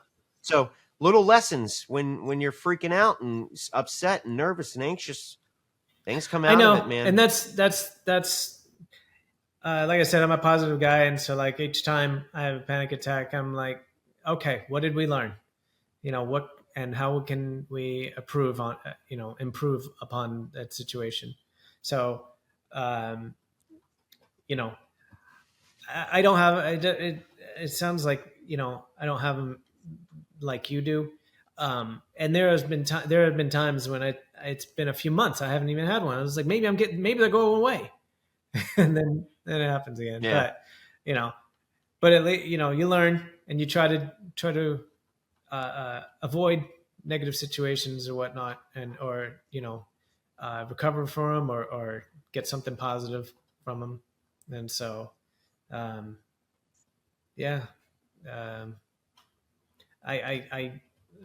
wish you I wish your health and recovery for them, but my heart goes out to you when you do have them, because I don't have the same but I can understand. So, yeah.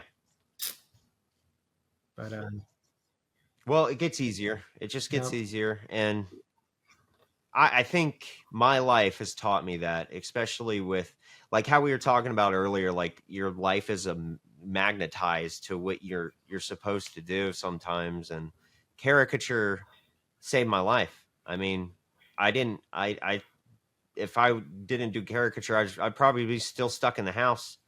And then also looking up, because you didn't have the luxury when you were starting out to like look up on the internet and find out who's who. Me, I had that luxury, so that's okay. No, that's okay. But I got there eventually. I got to look up your stuff. I mean, your stuff was all over the internet. When I looked up like airbrush stuff, Joe Bloom stuff, Krüger, like when I'm looking at that stuff, boom, inspiration. And I would literally dream about doing live caricature when I was going through exposure therapy. Hold on. Yeah. That was weird. I had something pop up. And then just pushed myself to that. Got to meet some of these people. Got to be friends with some of these people, which is awesome.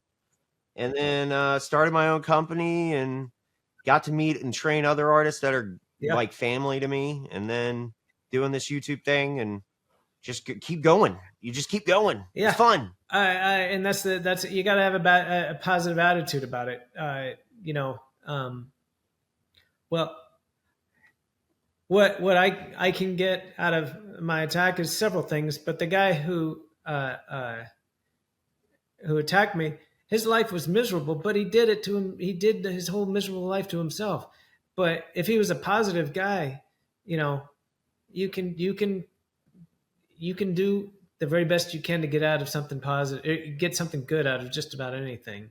Yeah. And that's kind of what I try to think about now.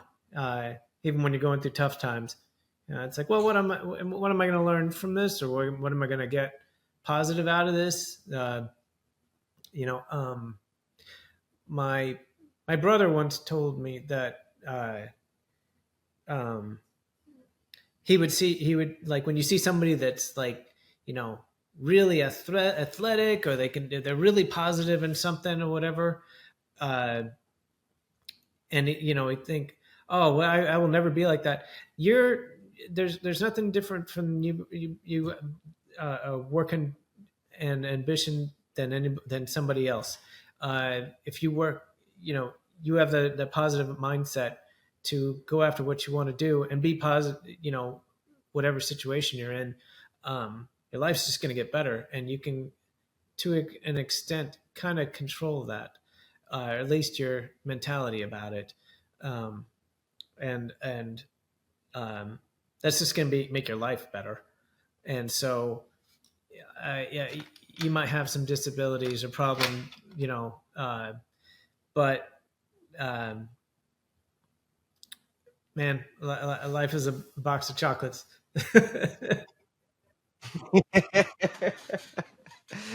It's true. Well, Glenn, is there anything you want to plug here? You got Instagram, anything like that you want to showcase? I mean, I'm on Instagram, Glenn Ferguson 73. But other than, what's the 73? If you don't mind me asking, is that your birth year? Yeah, nothing special. Just okay. I was born in 73. Okay, but sounds like a lucky number. Glenn Ferguson 73. Yeah, I don't have anything really. Anything. I'm on Facebook. I'm old, but I'm on TikTok. I just don't go on there. But I don't have much to plug. But hey, just be kind to each other. That's good. That's a good motto. All right, buddy. Well, I appreciate you doing this. I really appreciate this. Was awesome. You. I am honored, absolutely honored to be asked to be part of this. You've made my month. So I had I had a good time. I'm glad I got to meet with you and learned a little about you and bond with you a little bit. And so we just, I really enjoyed this. And, I wish you all the best, man.